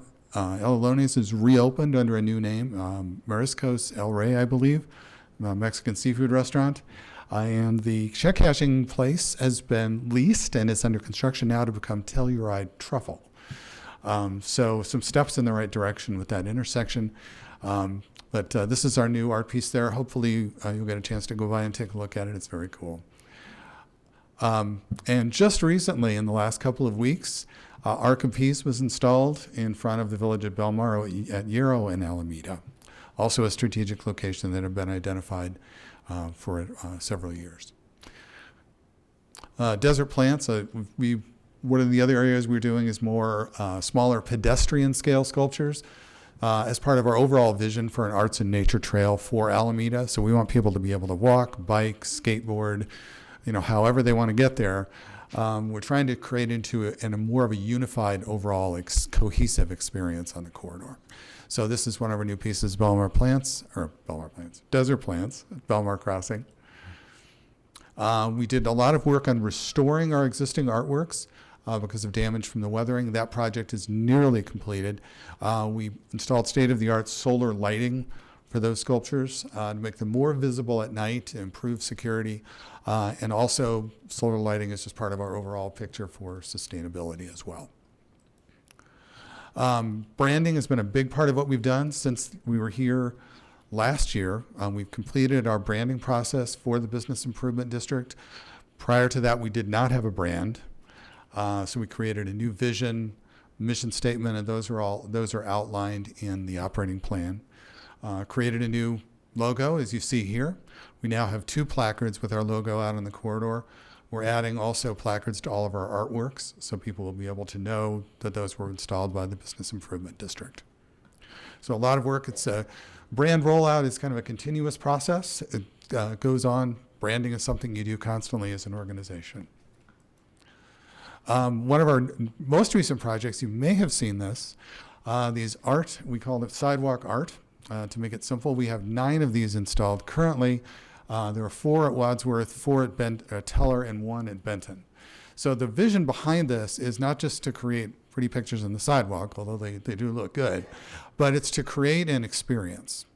So what we'll be seeing in the next few weeks, we're going to be we're going to have a new page added to our website that explains what all of these icons are for, because each one of them has a history story behind it. So we want people to be able to go out and walk, do guided and unguided tours of the area, and see these historic images and learn more about the history of the area. Because there's a lot of history that's hidden. Buildings that are no longer there, long stories that people are unaware of, like that West Alameda was built by the Works Progress Administration in the 1930s, that it was once a very agricultural area. And the ultimate goal of the next 2 years will be to create an app so that people can take a tour using a mobile phone app, which of course is what everyone likes to do nowadays, and maybe even turn it into a game. So there is a larger vision behind that, and we'll probably see more of these as well at other historic locations. More sidewalk art. And kind of copying our cousins, our hipper cousins, as I say, on Colfax. We're going to be wrapping a number of our traffic boxes with some lovely new artwork. We've been working with local artists to get this done over the past 6 months, and you're going to start seeing those go up in the next 3 to 4 weeks at different locations. Some of our activities, one of the things we wanted to do was reach out more to the community, particularly on the eastern end of the corridor. And so one of our new programs was to do a movie in the park at All-Star Park. They have a fantastic facility there that really is underutilized. And so we made an arrangement with them to use the park for free. So we showed a movie there in June. It was rather cool nights. Our attendance wasn't quite as much as we wanted, but still the people that were there had a lot of fun. And we plan to continue that and probably expand that program in the next year. Dinos on the Loose in partnership with the Friends of Dinosaur Ridge. These dinosaurs actually are originally were sponsored by Alameda Gateway as a program back in the early 2000s. So we wanted to bring them back out, both to help celebrate the anniversary of Dinosaur Ridge and to also promote the corridor. So we were at 6 different locations this year. Probably next year we're going to cut that down to 2 and maybe have a larger event at one of them, celebrating the dinosaurs. And, the Dinosaur Ridge is the largest historic attraction in Jefferson County. It attracts about 250,000 visitors every year.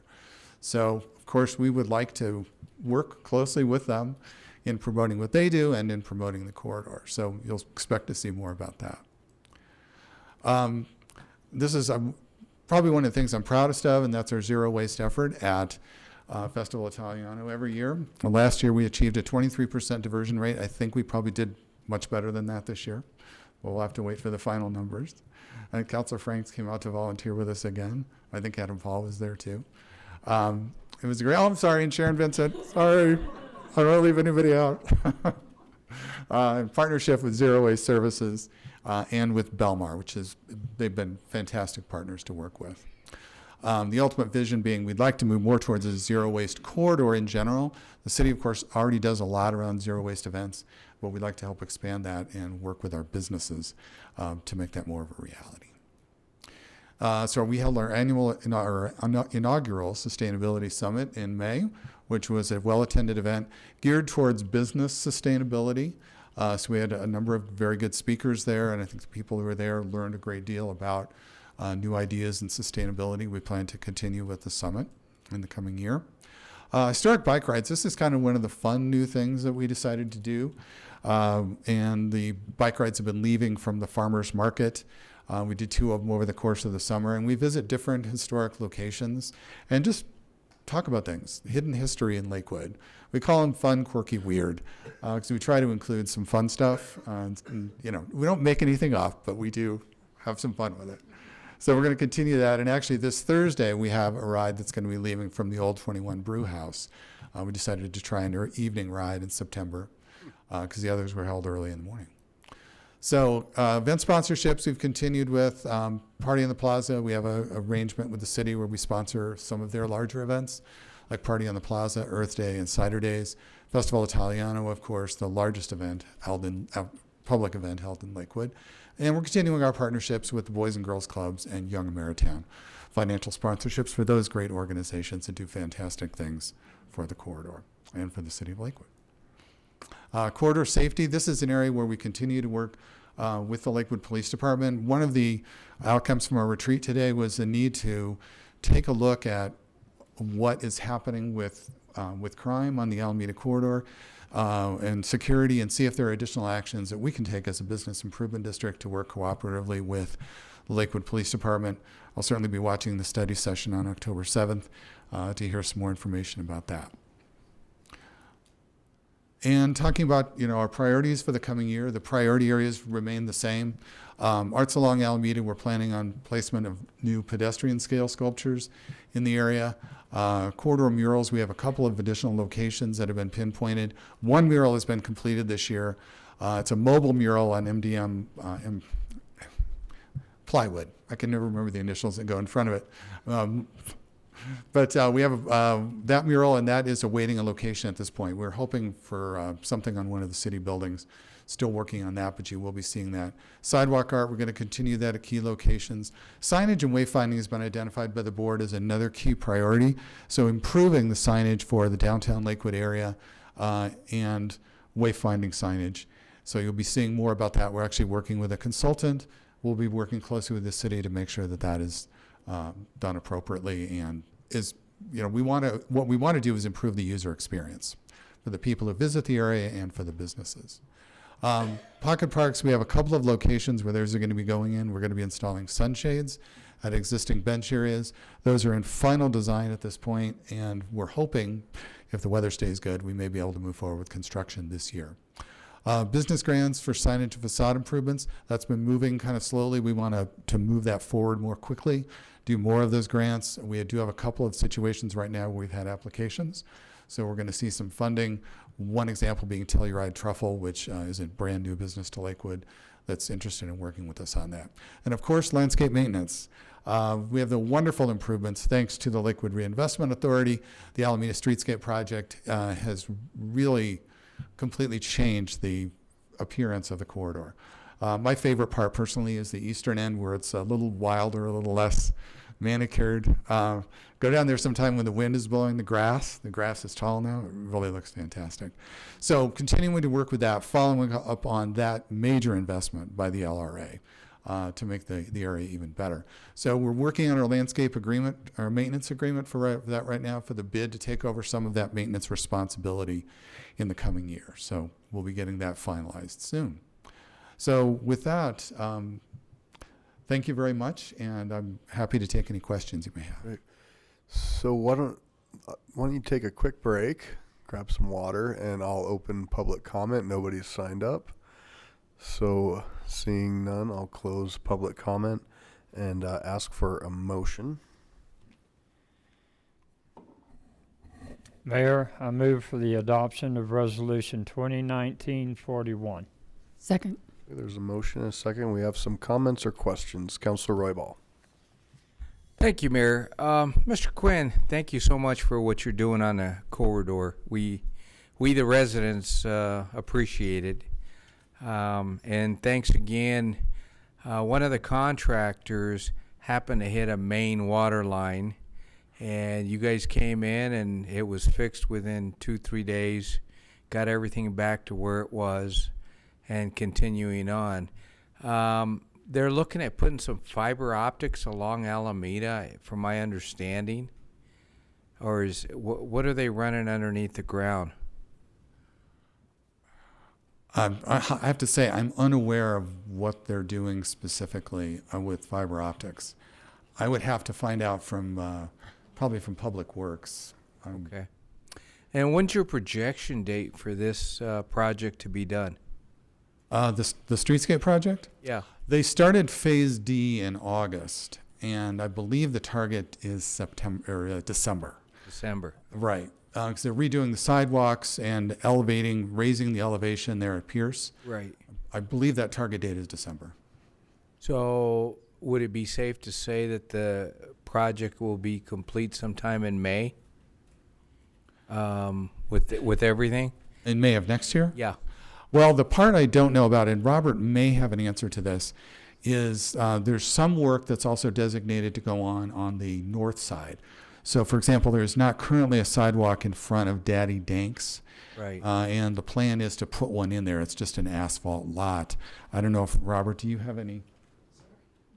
I'm sorry, Oh, there was a question in reference to completion of the Alameda Streetscape project. I believe Phase D is set for completion in December. You are correct, sir. Does that include Daddy Danks? The area in front of Danny Danks, yes. On the right of way, yes. Oh, okay, okay. Oh, September. So yeah, it's ambitious, but they've made tremendous progress on Phase D, which is that area to the south between Pierce and Lamar. So I mean, it's impossible to say with, of course, weather delays and other issues, but Well, winter's coming in, so we figure we're projecting December, but I'll just say May, June. Thank you. we'll hope for the best. Mayor Pro Tem Abel. I never thought I would see curb appeal on that row of buildings along east of Wadsworth on Alameda. Man, what a job y'all done out there. That's unbelievably much softer than it was before. It looks great, and I rarely have seen that kind of treatment do such a good job just with landscape. So, thank you. Well, thank you. And that was a great cooperative effort. Lakewood Public Works and particularly Ken Nyhoff, he really rode hard over that project, and it was something to watch him. And of course, Robert as well with the LRA. I would just echo that. You've done an incredible job. Both our bids are really, I think, doing what was intended, and you're really focused on improving the areas that you operate. And Alameda looks amazing. And even, it was a little bit controversial at the beginning, but the sidewalk on Teller, and to see people and kids utilizing that's really fantastic. So well done, Mr. Quinn, and please thank your team and your board. You're always there as well, willing to help and engage and do things to move Lakewood forward. So we do have a motion and a second. Any other questions? Seeing none, please cast your votes. Passes 9 ayes, 0 nays. Thank you very much, and enjoy the rest of your evening. Thank you.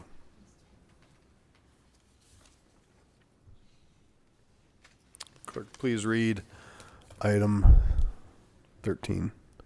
Item 13, ordinance O-2019-36, amending section 10.33.075 of the municipal code relating to the parking of recreational vehicles within city rights-of-way.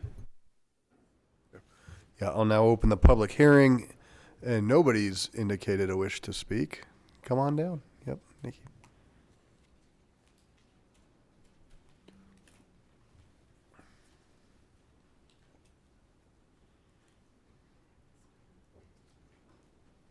Welcome. Thank you. Good evening. My name is Lori Nicat, and I live in Ward 1. When the RV ordinance was passed, the 15 RV-type vehicles on my street were removed, and the appearance of our neighborhood was greatly improved. Since then, I've reported this type of vehicles as they appear. I do give them 1 to 2 weeks to move before I submit a report. At present, and according to the City Council when the RV Code was approved in 2010, reporting is complaint-driven, meaning that citizens have to keep track of the vehicle and remember long enough to get home, go online, and submit the report, which is why sometimes it takes 2 weeks. And so my question is, will the police agents, code enforcement officers, and community officers or service officers be able to cite the vehicles when they see them without a citizen complaint? This is what is indicated in this ordinance, and I just would like to see that happen so I don't have to remember to go home and place the complaint. Thank you. Thank you. Anybody else? All right. Seeing none, I'll close public comment, and I would just build off of that. This is actually one of the first ordinances I was able to work on when I was first coming onto council, and what we saw was de facto RV storage in the city of Lakewood because we did not regulate that. So people would drive in and leave their RVs all over a lot of our multifamily. So I think where we're at now is, again, well-intentioned.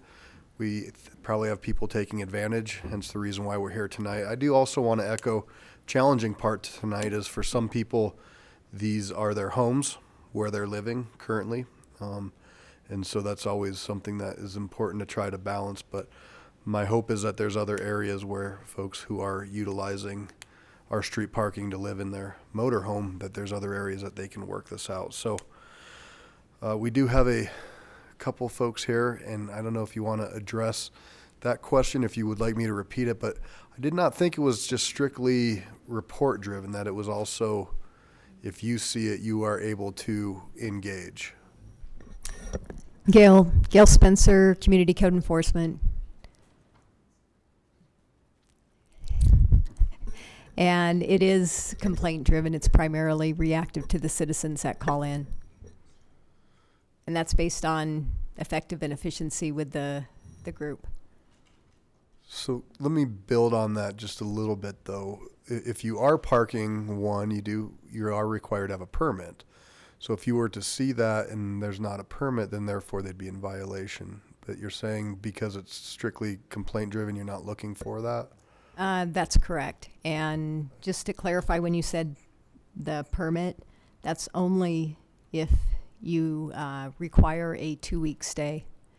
And then you have to be parked in front of the registered owner or whoever you're visiting. You have to be parked in front of their house. Okay. Thank you. Councilor Vincent? I had one question, and what I get complaints about is somebody will be at one end of the block and park for 2 weeks, and they go to the other end of the block and park for 2 weeks. Does this help with any of that? We already have provisions in the ordinance, and so currently what we are recommending, it will help a little bit, but we currently already have something that says, and let me read it, hang on a second. It says it shall not be a defense to this section that the recreational vehicle or travel trailer has been moved to a different location within the private public right-of-way. To be in compliance, the recreational vehicle or travel trailer must be removed from the public right-of-way. So that there is no defense if they do move it down the block, 2 blocks over, 5 blocks over, whatever that is, it does have to be removed from the right-of-way. Okay, so it's just strictly the right of way. Otherwise, it's going to be complaint driven that this vehicle has been there for a while. Am I That's correct? If I could clarify, the 48 hours that we talked about and the extension or a permit for 2 weeks, that only applies in a residential area. So if we adopt these amendments, or if you adopt the amendments, it would not, the 48 hours would not apply in a commercial area. Just wanted to clarify that. I need one more clarification. Okay, what about parking in the street in front of parks? Is that still the right of way? Okay, thank you. And we allow RV parking in our parks and things like that as long as it's within the hours that they're open, correct? Yeah. John Alice, Sergeant Lakewood PD. Yeah, so if the parking lots are welcome to anyone that wants to utilize them during those hours. So again, like you said, once the parks close, all vehicles must leave. Mayor Pro Tem, I will ask for a motion, please. I move for the adoption of ordinance 0-2019-36 on second and final reading. Second. Great. Motion and a second. Any more discussion? Seeing none, please cast your votes. Passes 9 ayes, 0 nays. Thank you all very much.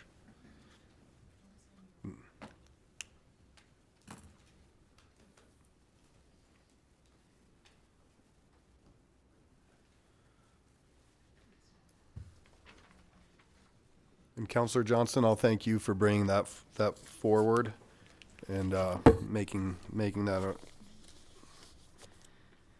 making us aware. So next up, we have a general business discussion, and I did want to clarify there was a accusation made that somehow this was fast-tracked or expedited, but it went through the normal process that every council request goes through, and staff does a great job of just doing that in accordance with our policies and procedures. So I will now turn it over to our two council members, Councilor LeBear and Councilor Vincent. Thank you, Mayor. I think we have a few things we just kind of want to help guide the discussion a little bit. We just kind of want to orient people to the ward and some of the, as we see blight in the community and in the neighborhood, and really where the opportunity zone is. So I think we're going to head down there and just show a few photos and things like that, if you'll indulge us. 3 minutes? Yes. Oh, no, they didn't sign up. Anybody want to pull?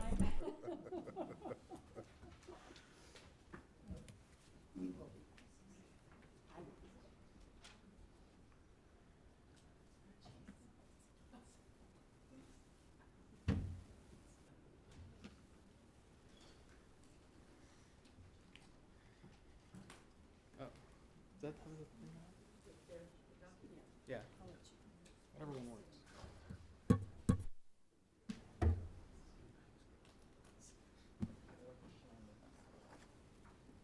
Mayor Pro Tem started the timer, so. This is strange, I gotta say. Well, it is rare. All right. Well, I have some slide stuff or photos.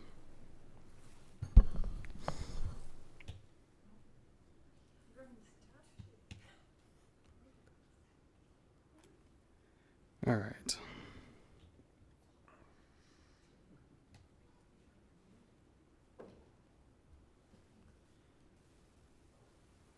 Off to a good start. All right, well, I just want to show everyone where the opportunity zone is. This is the Two Creeks neighborhood. If you look at the red lines that I artfully drew around the neighborhood, that is the opportunity zone. So that's the area we're talking about. I also want to just point out that giant tan colored area and the yellow area and the orange area. Those are all low density residential areas, R52, R1, R2, that sort of thing. That's not what we're talking about. Just to be a little bit more specific, this is the left or the west side of Two Creeks. So you see R143 is the tan, the yellow is R1, the orange is R2. Those are areas that we're not focusing on because obviously these are not places that are developable. These are not places that are blighted. In fact, R112, hey, like my wife wants to move there at some point. I don't think I can afford it. But anyway. This is the east side of Two Creeks, the orange area, R2. These are also not areas that we're talking about. It's not related to this resolution. But I just want to kind of identify and kind of show you what the different zoning districts looks like. And you can see Two Creeks is quite the patchwork. It looks like some pants from the 60s.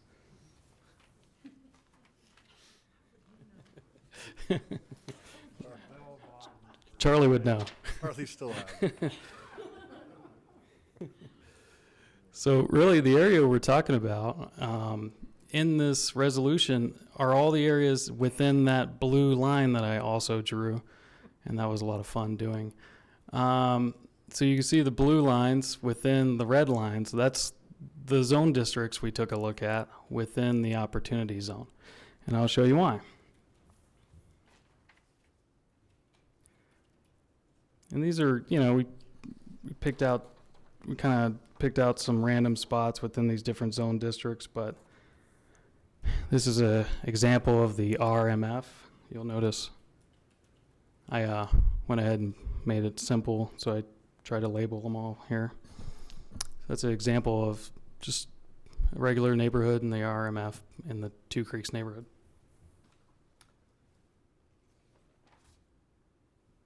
This is an example of the RMU on the right and the MNT on the left. This is near the light rail. These are sort of old industrial type areas. It's not super close, but this is, you can see the building on the right. That's an old industrial building. The left is old metal. It's also the Lakewood Brickyard east of that as well, which is east is on your left. This is looking south.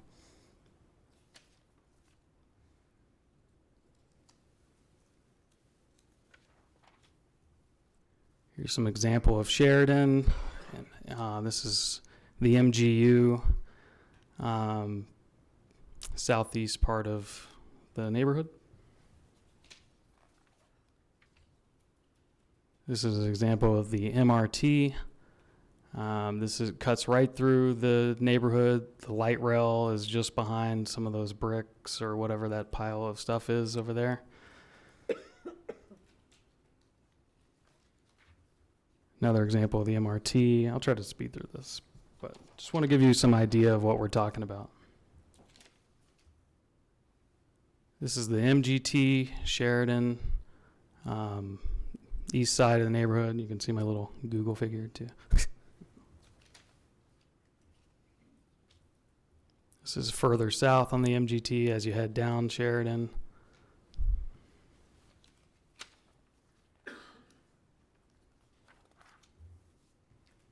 This is the MCT as well. This one's famous.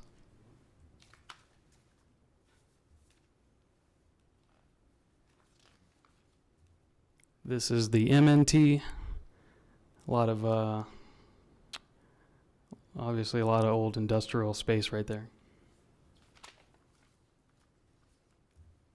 This is the MRU, and I didn't ask these officers to be there. They're just there, and by coincidence.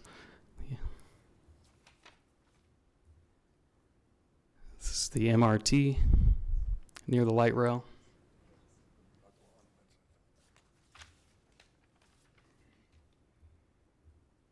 This is the MRT as well, a little further down. Anyway, so you can see some of the examples. Let me go back to the full map just so you can kind of reorient.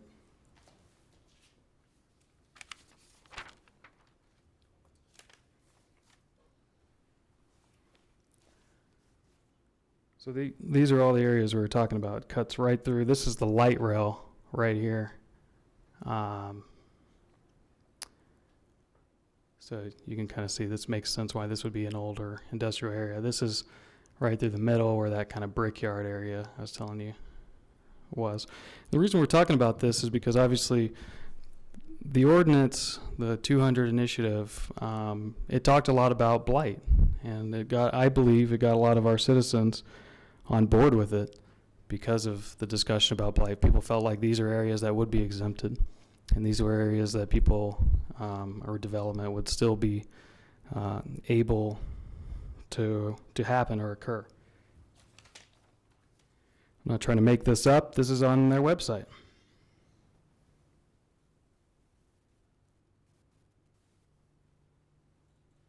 So this is it talking about how this is to encourage redevelopment of blighted and distressed areas. So when I read that, that's my interpretation, that this is the kind of blight areas we're talking about.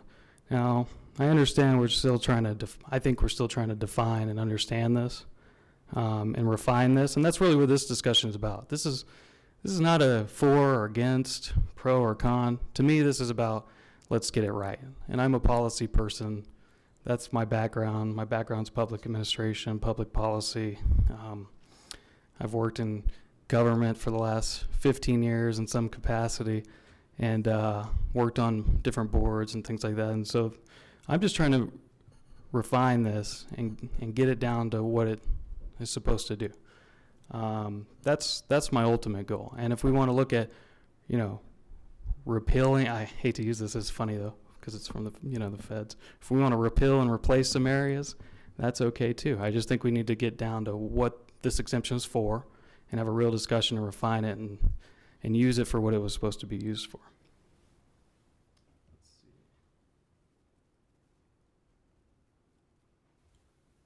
And I specifically, I think I might have been one of the first who talked to our staff about opportunity zones. And the reason I did that was because I spent the last 2 years going to CML conferences, NLC conferences, meetings with, all sorts of different people at those things. And I was excited about our area, Two Creeks, being in an opportunity zone because I thought this is the kind of thing that could really help incur investment in an area that hasn't had it.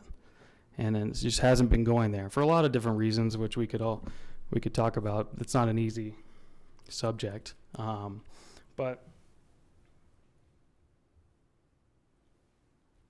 this is the reason why I'm talking about it today and not 6 months from now or a year from now or whatever, because the urgency is key. This is what CML and NLC and all these people have driven home time and time again. The OZ investment must occur before the end of 2019 to get the full benefit, and that's really what we're talking about, and that's the reason why I'm trying to just get some conversation going and get some discussion going about how we do something to make sure that we're taking advantage of the investments or the potential opportunities that we could.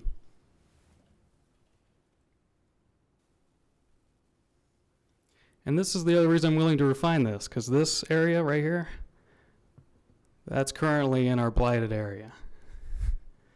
This is part of what we've defined as blight as a council as of now. And I think I'm okay taking a look at doing that and really reorienting and refocusing on these areas. I'm okay with that. And I'm willing to have the conversation. So that's part of the reason I'm here too. The other reason is because when my neighbors come up to me and they say, hey, Jacob, what are you going to do about crime? What are you going to do about all these different issues that are happening in the community? And these things are related. This is sort of a chicken and the egg problem. I'll just show you. This is our crime map. This is where the hot spots of crime are in Lakewood. And I'm really focusing on this area. This is the opportunity zone. Notice there's quite a bit of a cluster right there. So that's also what we're talking about. This is an economic issue. This is a housing issue. Here's our historic housing inventory. Notice the largest negative drop in housing anywhere in the entire city between 2000 and 2015 is also in the opportunity zone. So that's what we're talking about too. So anyway, I could keep going and I could talk about this issue forever, but I just want to kind of orient you and get you a sense of what I'm trying to do. This is not, this is really about focusing on trying to just get investment in the right places and get protect stable communities and all that sort of thing in the right places. So it's really just about trying to perfect the policy in my perspective. So I'll just leave it at that for now, but thanks. Thank you. This is going to be short and sweet because I get a lot of pushback from the community. They thought that, in fact, they questioned me, and I got many calls, that and I had to apologize to them. I said, I didn't think an opportunity zone in Ward 2 would even be an issue, that it wouldn't be passed. But I have to step up and apologize for that, which I've been doing now for 3 weeks. Jacob and I take a little different stance on things. He likes maps. I like what I have to walk by every day and what my community has to walk by. Some of these did have people who were interested. A couple of them had their contracts pulled, and they're waiting to see what happens with the initiative. This is one. It's been broken into. As you can see, this fits the 7 areas of at least seven of blight. If it doesn't, then they've changed the definition of blight. This is another one that can be redeveloped. It is close to the light rail. This is 7 areas of blight too. I wanted to take the corner shot so you could see it all. This is, believe it or not, we got this area cleaned up a little bit. It was a junkyard. Somebody is interested in that now. What they want to do, and I know they said affordable housing is excluded, but they want to do kind of where you have, it's a new thing, it's where you have single rooms and then like a community kitchen and community area for those people who can't afford an apartment, et cetera.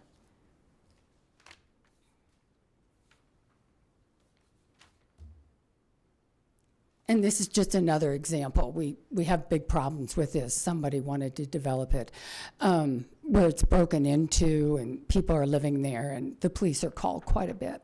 So those are the only examples that I have, and I'll be happy to answer any questions. What I will say, what I told Jacob when he first started, he said, all of Two Creeks is blighted. And I said, over my dead body.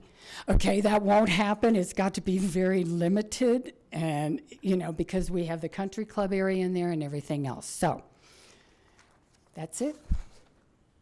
And I only took 3 minutes. Well done.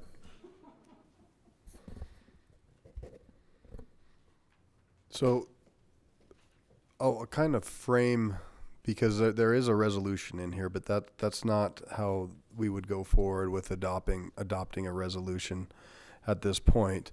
And so I think there's an opportunity for more discussion if council does direct that to go forward. Councilor LeBaire? Yeah, I just want to add to that. This was introduced like the very end of August, so it's taken 3 weeks to get here. The reason there's a resolution attached, I know it's awkward and it doesn't look normal, it's because I wrote it. So and it's really not because I thought this was the exact policy it should be or any of that. It's because I wanted a place to start, because this is a hard conversation to have, and I want to be very specific. And I know we had some comments about, well, you know, the whole city voted on this. You're right, but I don't represent the whole city. I represent Ward 2.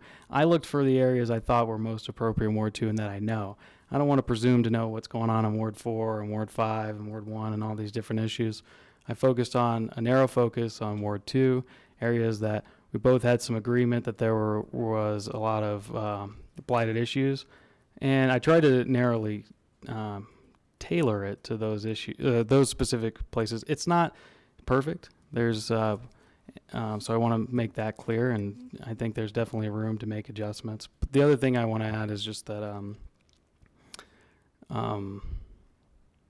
well, maybe I'll just stick with that for now. That it's not perfect, and I think there's a lot of room for improvement and places to whittle it. But I thought this would be a good place to start some of the conversation, because the last conversation we had was much broader. It was it was so broad, it was complex to really hone through it. And I think this is the kind of thing that's going to frankly merit a lot of time and energy, because these are there's a lot of different places that could use some support, and I think this is as good as any of a place to start. So that's the way I looked at it. Thanks. Thank you. Mayor Pro Tem? I agree with you. Those places need support. They really do. And you folks who have properties that might be a little more difficult to develop, I'm concerned about that as well. The problem is economic conditions are not part of blight in this state. They were until June 4th, 2004, but legislation by Representative Andy McElhaney took that out of the 11 conditions. Mr. Cox, blight declaration requires a conditions survey. In fact, it is often referred to as a conditions survey / blight study. Is that correct? For urban renewal purposes, that is part of the process. There is no other definition in City of Lakewood of blight other than urban renewal, and the only process laid out for blight declaration is under the redevelopment authority, which is a different guise than we're setting in tonight. That's correct. That's the only process that's in place now. There are other problems with the blight. The survey is necessary, so that's going to take a while. There are other concerns about blight. A blight declaration opens up the possibility of eminent domain. When we re-upped the blight declaration on the western portion of Colfax near Quicksilver and O'Toole's, we asked the economic development director why we were updating that, and she said so we can retain the power of eminent domain. So any property that comes under blight can be taken by this body setting up here.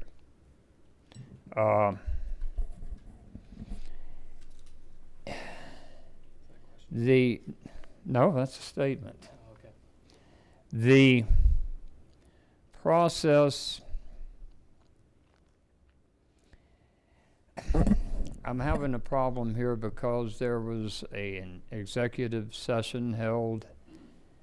I'm not sure what I can say about the subject of that session, except that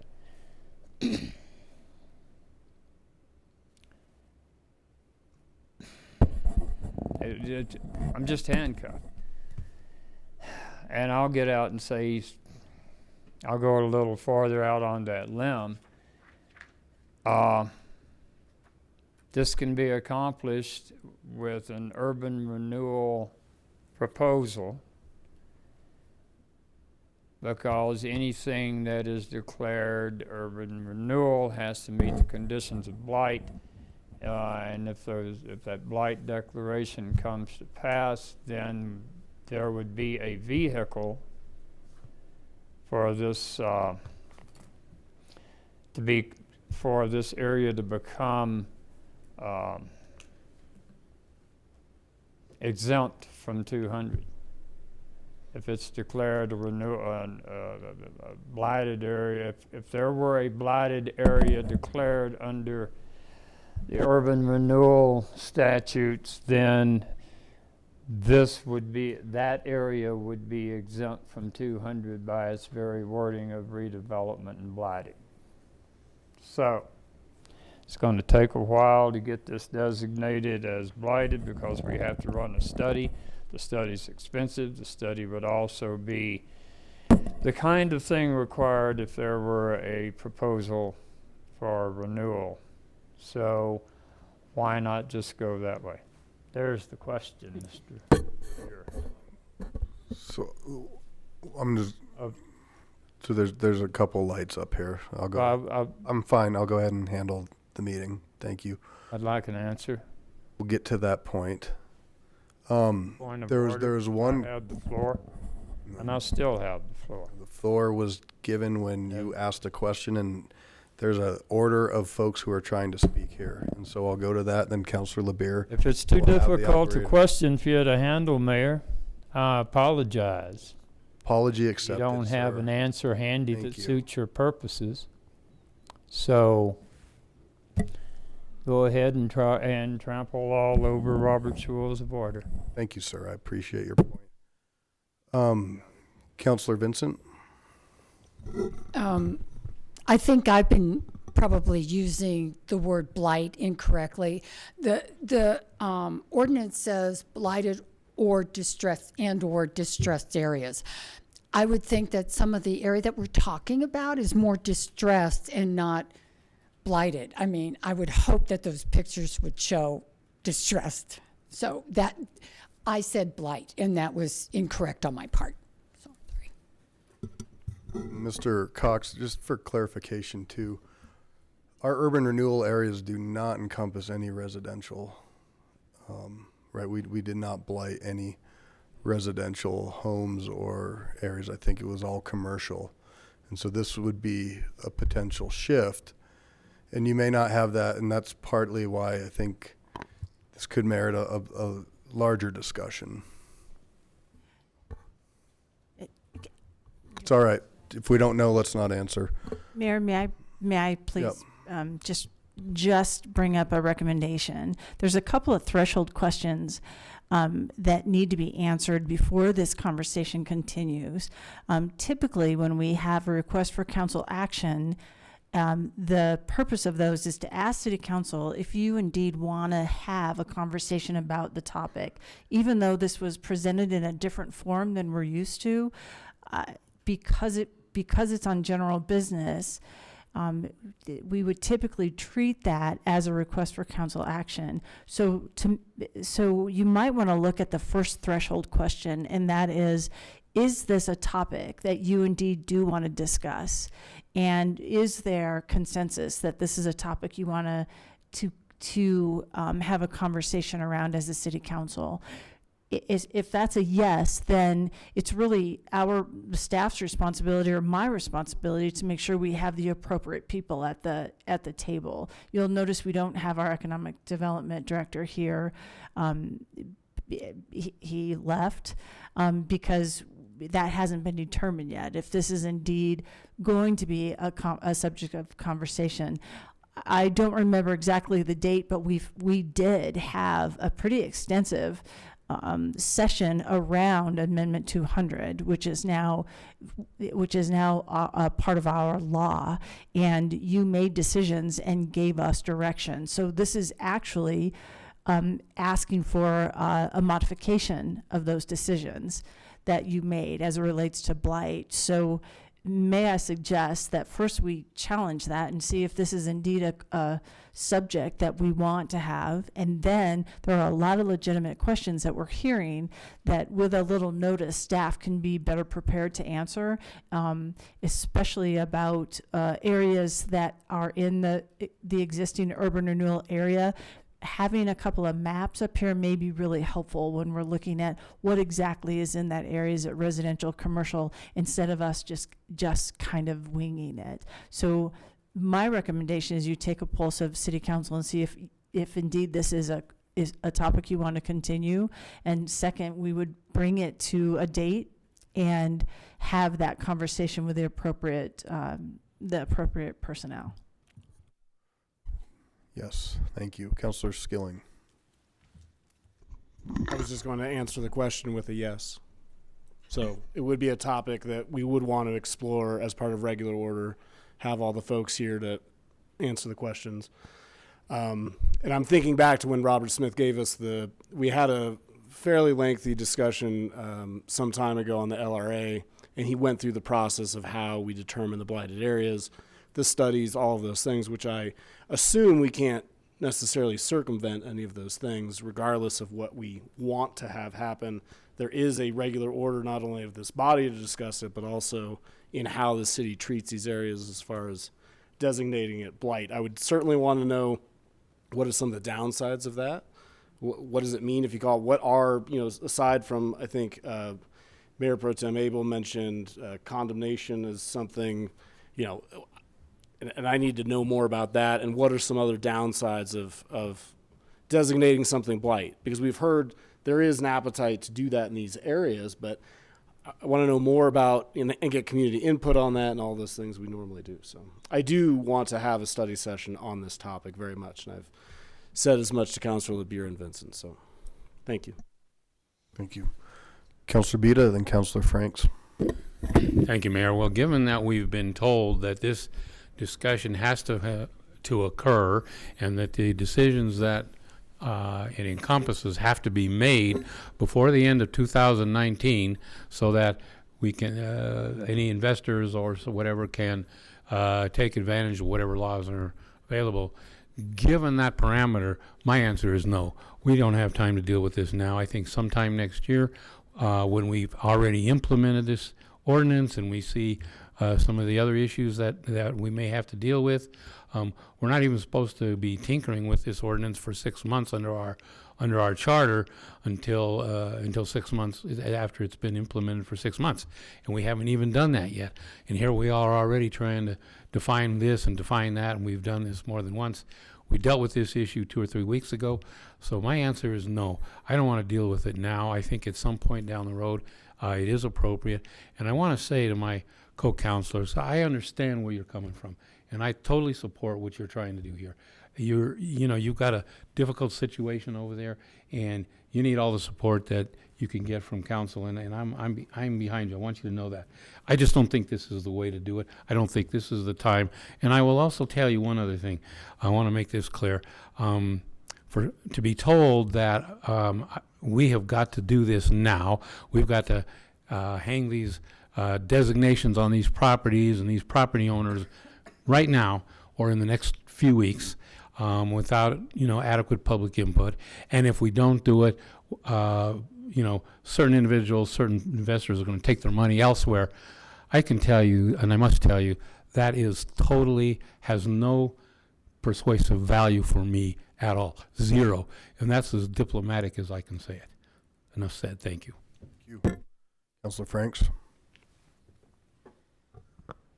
Well, first to Councilor LeBeer and I'm sorry, Vincent, certainly appreciate you bringing those pictures. I mean, I think it is helpful for the community to see the level of distress in some of those areas. I think that is important. As I reminded folks, when I first got on council in 2016, I knew that we were going to have conflicts like this. There was areas that desperately needed that development. I'm just hoping that someone can speak to me about the time sensitivity, since this will take a long time. I think that we also have to look at it holistically. I think that zooming into a specific ward, I think we need an education process. We need to understand the process, how the state looks at that, how the city does, how council would look at it, how the LRA would fit in, what that means as far as eminent domain risk. I think there's a whole educational component, and I'm not really comfortable zooming into specific areas. I think that we need to look at distress and blight in a more holistic way, and then come up with an action plan, because the LRA would need to be modified. We need to get the new board members on, because if we're making any if we're going to make any actions, we'd have to do that. So I was hoping maybe someone could walk us through the process and the time sensitivity, since we have a lot of things going on. We're trying to get the Housing Commission up and going with a lot of activities, and we've got other things. So I guess I would appreciate knowing, where should this be positioned to where it gets the right amount of attention and education, but yet respects those other things when it looks like the amount of time it would take would not achieve the goal of what we've heard. So I appreciate that. I think that's part of the dilemma, right, with where we're at tonight, and to what Ms. Hodson said about, if we're going to want to talk more about this, then we set a time where we can have all of that, right? Because there is a lot of different information as to time sensitivities or the different rules and things like that. So I think it would probably go back to that without having clear answers tonight. We just have to see if council wants to go that direction. Councilor LeBear. Thank you. I appreciate everyone's comments, and I agree with a lot of what has been said. I think certainly the process issue is certainly an issue. I mean, there needs to be a good city process. The reality is, for this type of thing, there isn't really a city process. It doesn't really exist. So first of all, I want to acknowledge our city manager, and her comments are well taken, that we should just decide if we want to move forward with exploring the issue. I certainly do. I'm on board with that. I also understand everybody's concern about process and education and all that sort of stuff. I've spent a lot of time talking with a lot of different people about this, but there are obviously questions that I have as well. And as far as the process and urban renewal, I personally see these as separate issues. I mean, the urban renewal is a state-guided thing for a very specific purpose, for tax increment financing and for eminent domain authority and all this other stuff. This not having staff or whoever identify what blight looks like in our community as it relates to building permits is a separate thing. At least that's the way the law, in my view, is written. Obviously, I think, it sounds like we need to have some more education from our city attorney and others weigh in on that issue. But that's what I took from the last study session we had on this, where our city attorney did, at least in my view, set the tone that you can sort of have two different understandings of what we do with blight. And correct me if I'm wrong, obviously. But so that's how I took this ordinance, or this resolution. I took this as an idea that, this is a very specific issue in this community, and this new law, that is the law, gives us the authority to determine new parcels of blight. And it says it in the law. It says the council, land to be blighted or blighted. I could reference the actual ordinance if we need it. That we can determine blighted areas. It doesn't say urban renewal.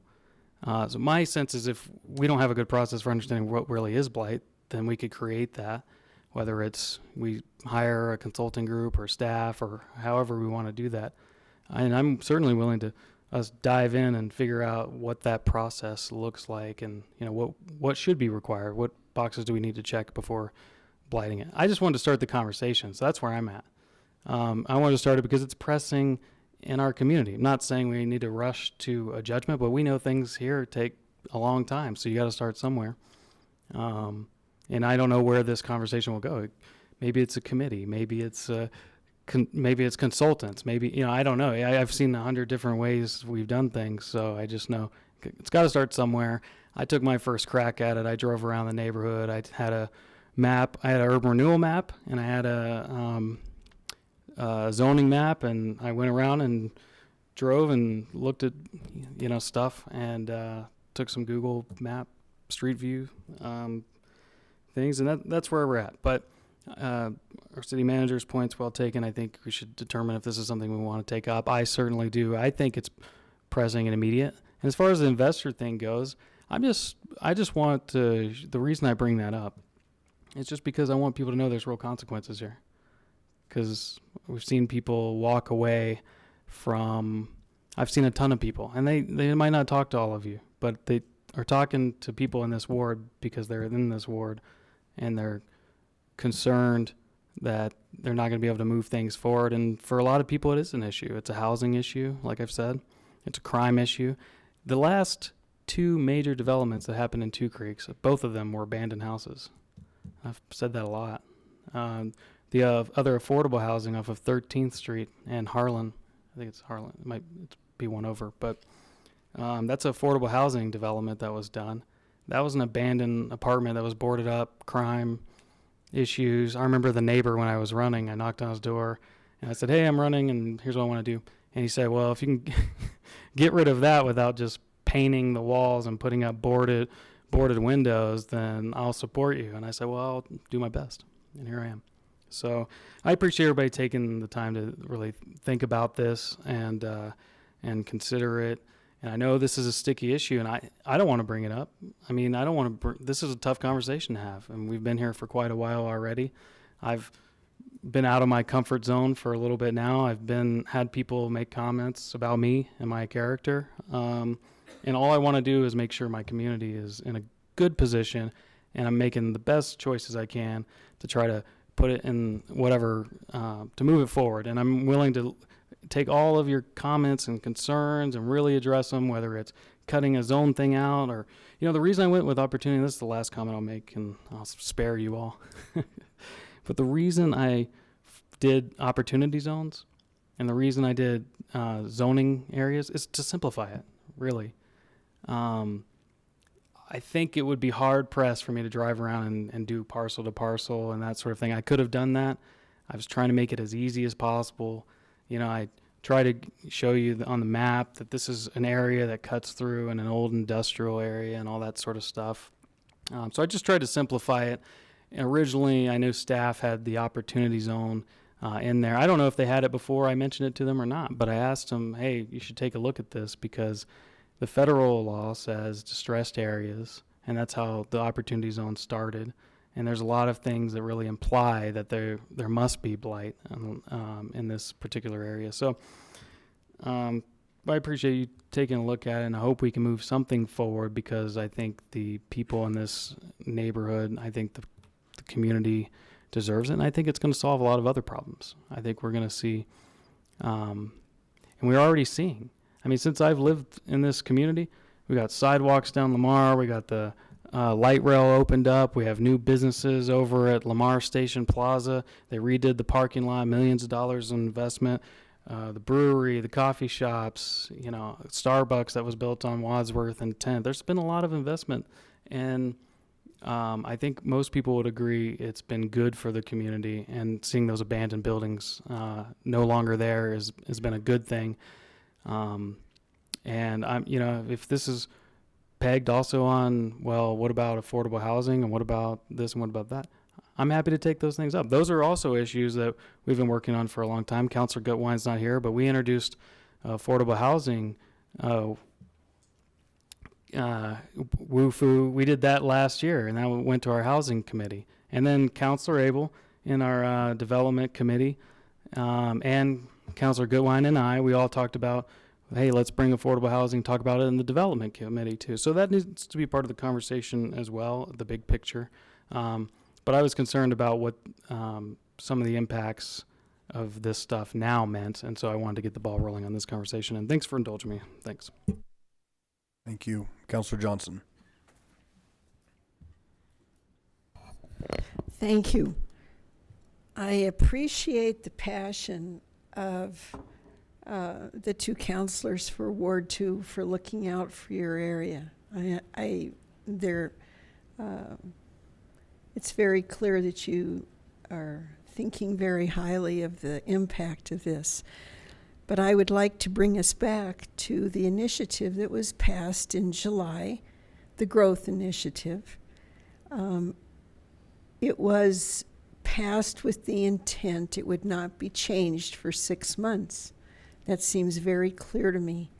And what we are trying to do is to change an ordinance prior to 6 months. The intent of the voters was that it would at least have that amount of time in order to be put in place. I cannot support this. I'd look forward to the conversation in February. Period. Mr. LeBear. I appreciate that, Councilor Johnson, and I'll just respond real quickly by saying the ordinance has blight in it. If we were changing the ordinance, in my perspective, we'd be saying, let's get rid of the blight element in the law. We'd be saying, let's get rid of that. There's a blight exemption in the law, as it's written. And it also says in the law the council can designate blighted areas. So if we didn't like that, we don't want the council to designate blighted areas, in my perspective, then we'd have to change the ordinance, which we can't do for 6 months, and say we don't want to exempt blighted areas. So I see this as a separate thing. The separate thing is the law says we can designate blighted areas, so now let's utilize that new authority and designate blighted areas. That's the way I see it. Thank you. So I think the question remains, is this something council wants to move forward with, to not just a further conversation, which would look like a study session, and again, that's not changing anything or moving anything. That's just furthering this conversation, having more people at the table, and getting questions and things answered. So I'm going to look for any sort of consensus on that.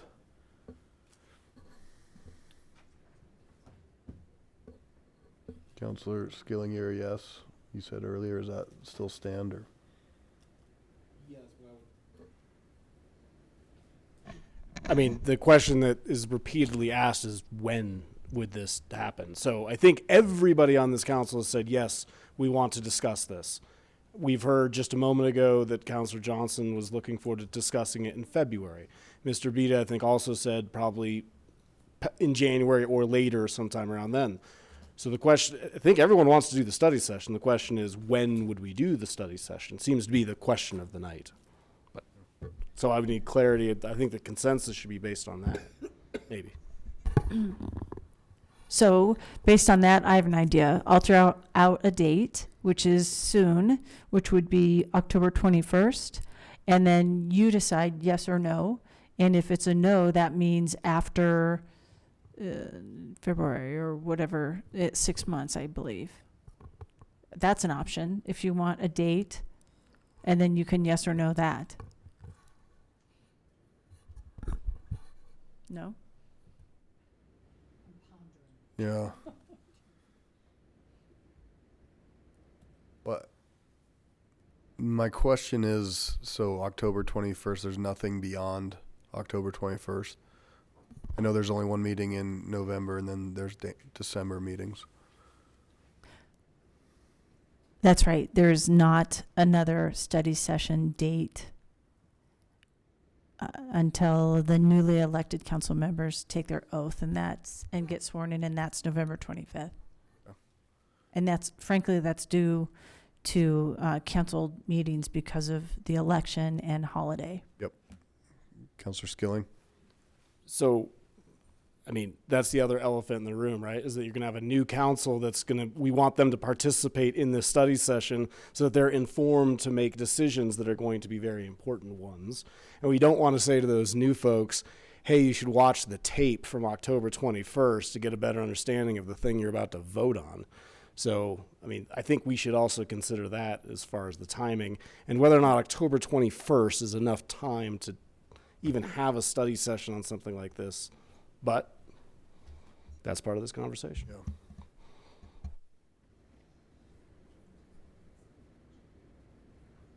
Go ahead. Can we just look at something in January or February and throw that date out instead of going to the October and voting that down and then January, February? Sure.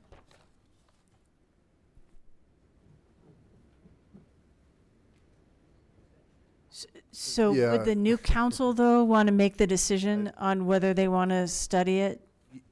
I appreciate that. It's hard when, I mean, government doesn't shut down because of elections. We hear this every 2 years, right? Council should not or should.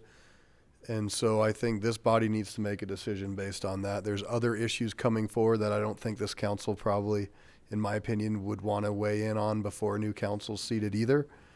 But we're the body right now. And so we need to make that decision. And October 21st was presented, and there's nothing until December. So if there's a consensus to go forward with that, that's, I think, what's before us. And then it would just move into probably a conversation with the next body rather than scheduling it. Does that make sense to council? So essentially the 21st was thrown out. We don't have anything beyond.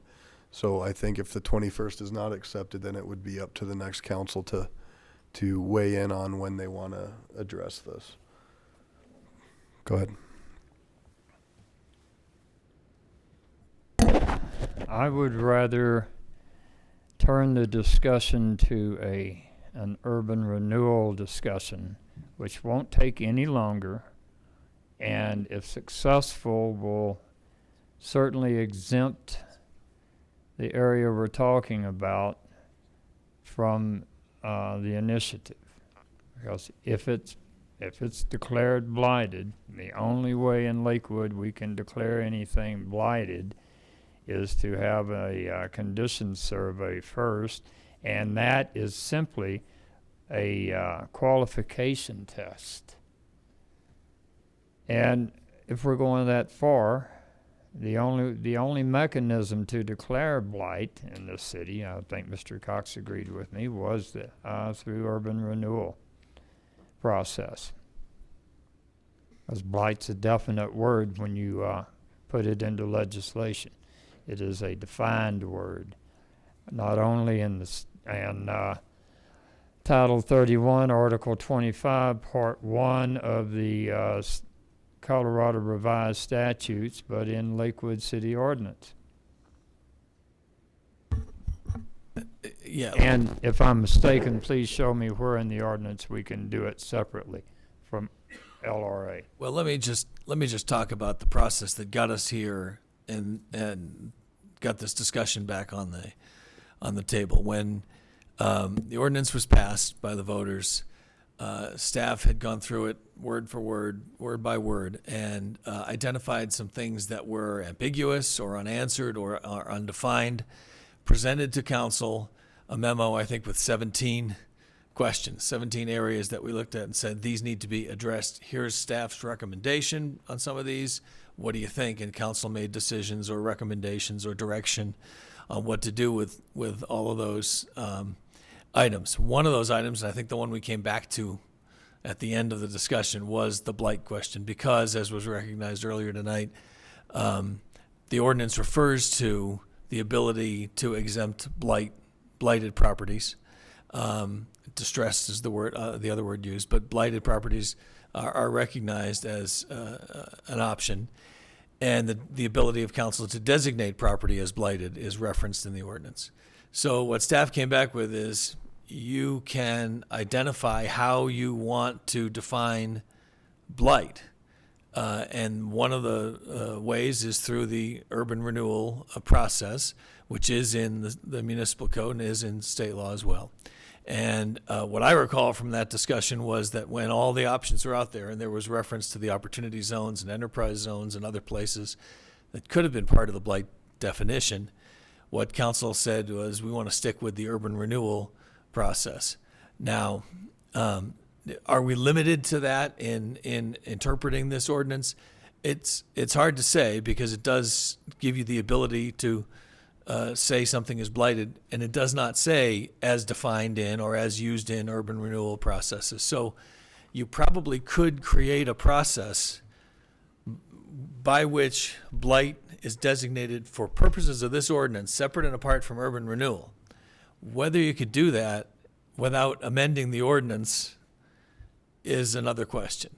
To say that blighted means X for purposes of this ordinance is one thing, and that may be amplifying or answering a question that's not addressed in the language of the ordinance, like we did with the other 16 topics.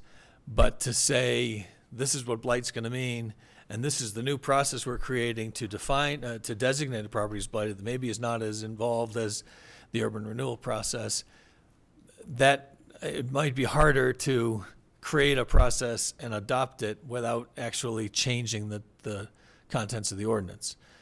Having said that, we are now 3 months away from the 6-month period. So at some point in the not too distant future, with not that many meetings between now and then, there's going to be an opportunity for these things to be addressed, not as rules and regulations for implementing the ordinance, but as potential amendments to the ordinance. And that'll be carried out under the auspices of the new council, such as it is when January, February rolls around and we're at that 6-month point.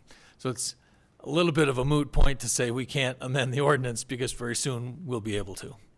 And when we do, arguably, you won't be bound by the urban renewal process. You'll be able to say this is how blight's going to be defined for this purpose only. But that's down the road. Yeah, well, I appreciate that explanation. And again, I want to echo, nobody up here is trying to change the ordinance, right? Trying to, trying to find different ways of the interpretation, I think. And so you gave us a nice explanation, but I certainly don't think my colleagues from Ward 2 have any intent of trying to circumvent. However, trying to work within the framework is what the goal was. Councilor Franks.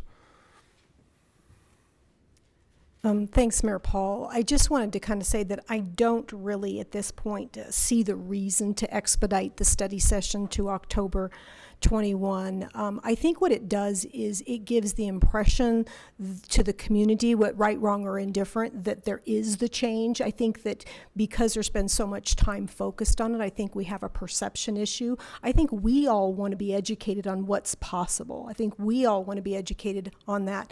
But I also think that there's a whole perception of moving too quickly and trying to slide something into the slot. I just think that because we do have that period, I think if we were to try to tee something up in either December or January, perfectly well timed, we'll then be starting to talk about the allocation and the buckets, and we're going to start to get in kind of what does that process feel like? And it feels like we're already trying to sort of move something when we don't even really have a good construct of how this whole thing's going to operate. You know, how are those allocations going to be carved up? How are we going to make those decisions? So I see it as a data point as well, and maybe if we can wrap it into how are we going to get educated on how we're going to kind of work through administratively that process at the same time as maybe getting some of these overarching constructs. You know, we all know our city, there's areas that need the work, and certainly we want to do the work. It just seems like we're trying for a timing that isn't really conducive to achieving the goal effectively. So I would certainly be interested in doing something in December. Seems like that would be realistic, even November late. It depends on how quickly the new council is seated or whoever the 11 are. So I was going to ask the city manager, are there some additional dates that we could look at that would look reasonable for getting us teed up so we know how to proceed in 2020?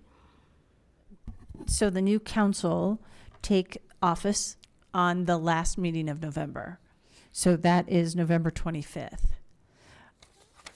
We do have meetings in December. We have the 2nd is a study session. We can have this conversation on the 2nd.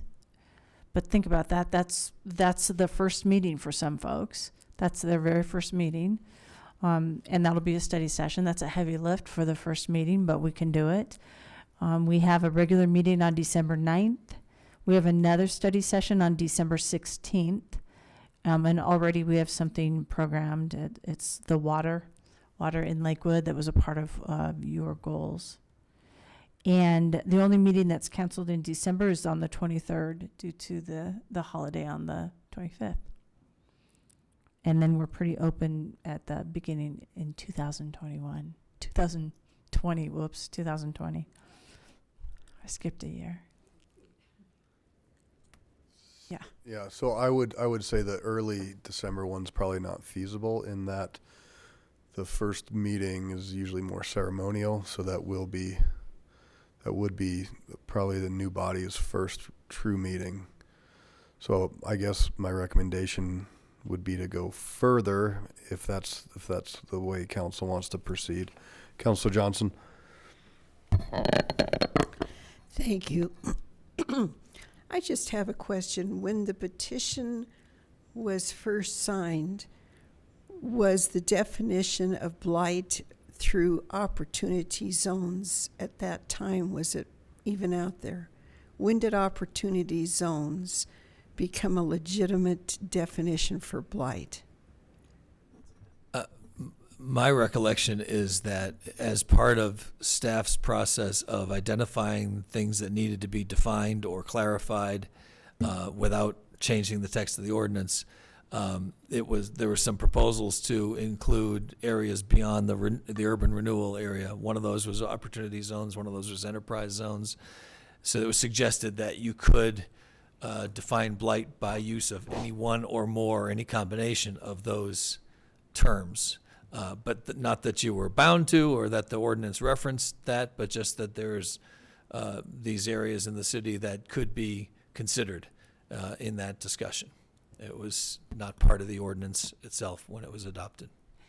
And so you're asking when, I think you're asking when opportunity zones were actually created. That's a question that I don't have an answer to, as it's relative to the actual petition, the signatures on the petition. And we all know that the signing of those petitions goes back at least 18 months if not 24 months. So we would have to align, look at when the petition was starting to be circulated, and then compare that with when the opportunity zones were actually introduced. And that would answer your question, and we don't have the right folks to be able to answer that. Mayor Pro Tem. Well, The Opportunity Zones were part of the Tax Relief and Jobs Act of 2017. They were passed in July of that year, I believe. 2017. Actually, in that act, the words blight and blighted do not appear. In the act that created the Tax Relief and Jobs Act of 2017, the words blighted and blight do not appear.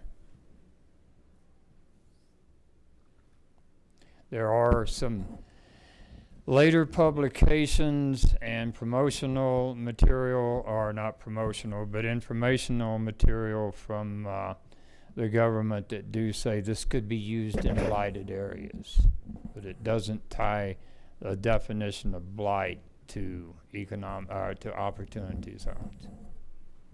I believe they use distressed. Councilor LeBear.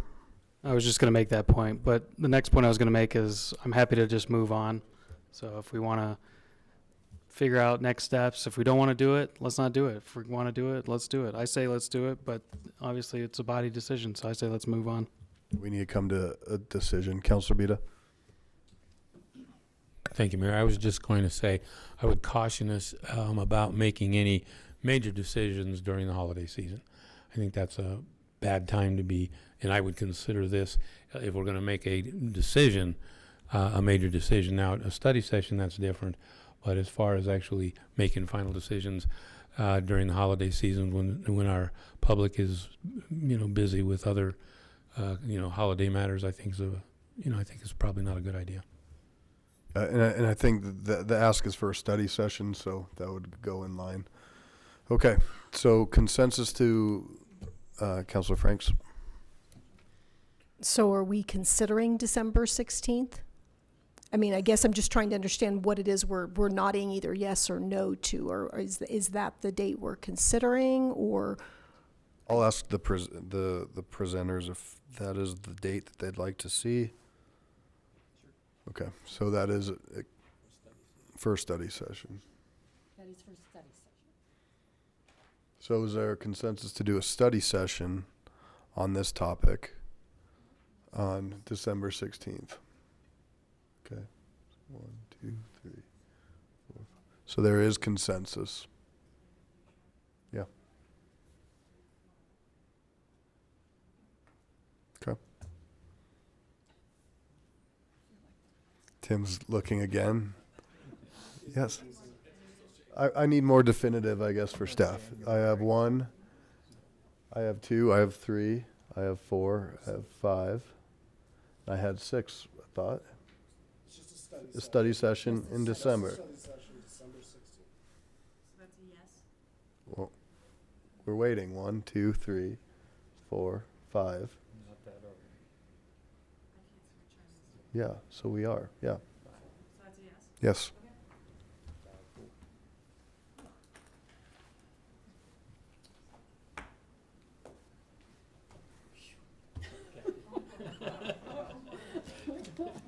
Well, and again, I mean, it's a study session. It's not a resolution moving forward.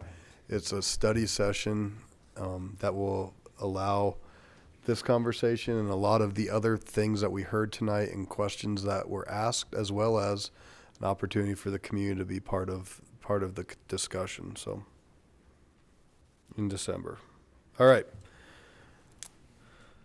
Mayor Pro Tem, do you have a report? I do. Last Tuesday, I spent Constitution Day with the students at McLean Community High School. We discussed the U.S. Constitution, how it relates to the state constitution and the city charter, and how change can be brought about with those. One young man said, "What can I do now to change something immediately, and I said, we're having a city council race coming up. Jump in on it. So, but he said in the future he might run for council. But it was, they had great questions. It was a lively conversation and an enjoyable morning.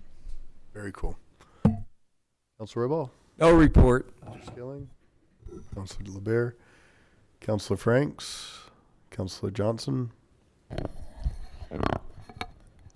I would just like to say, I'm not sure where we are with the rocket program at Bear Creek, but I would encourage all of you to go and watch them. And watch the students. They make their own rockets. I don't know if anybody brought that out. There is nobody else around in that area. So although the park is being used more and more, it's in an area where actually there isn't anybody else. The rockets go almost straight up, they come down, and the kids retrieve them. It's really quite a thing, and I think we need to do what we can to have honest discussion and some public policy on this. Thank you. Councilor Beta. No report. Councilor Vincent. Just real quick, we are having a Ward 2 meeting on the 9th, and there'll be Paul Rice from planning there. So that should be interesting. And the other thing is I want to point out, we've already gotten some questions, but there are people under stress in our neighborhood. And they're now going to be digging up Lamar again between 11th and 13th. This has nothing to do with the construction. It has to do with the realignment of a sewer pipe.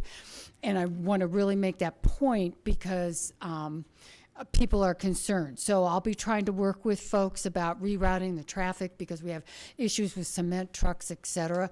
So I just wanted to let folks know that. Thank you.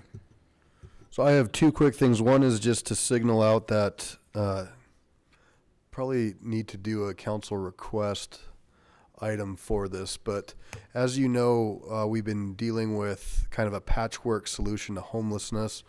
And so we've been utilizing church facilities, which cause conflict with the fire marshal. The fire marshal has been working diligently with churches and all the folks throughout the community as to a fix. They've given somewhat of a reprieve till April 2020. However, there is a workaround that would need to be adopted through the cities that would change the code just a little bit for sheltering type, emergency type sheltering situations. The county is looking at adopting it right now, and then of course other communities. I met with the fire marshal today and the folks who run the severe weather shelter, and they do have some code language that I want to sit down with our city manager and talk about before I submit that, but I want to throw that out, that's probably something that council will need to take a look at. And again, if we move forward with that, the fire marshal would come in and have that conversation with us as well. So I'll keep you up to date on that. And then on Monday, the 30th, will be Dino's Day in the city of Lakewood as we say goodbye to a longtime friend. So if you have the chance to get there this week, their last day is Monday, and we have a proclamation for them. I think the governor has prepared a proclamation as well, celebrating Dino's and all that they've done.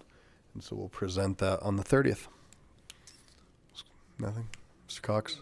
Ms. Hodson? All right, well, we will adjourn at 9:56. Thank you to our police agent for hanging out with us tonight, and we are done.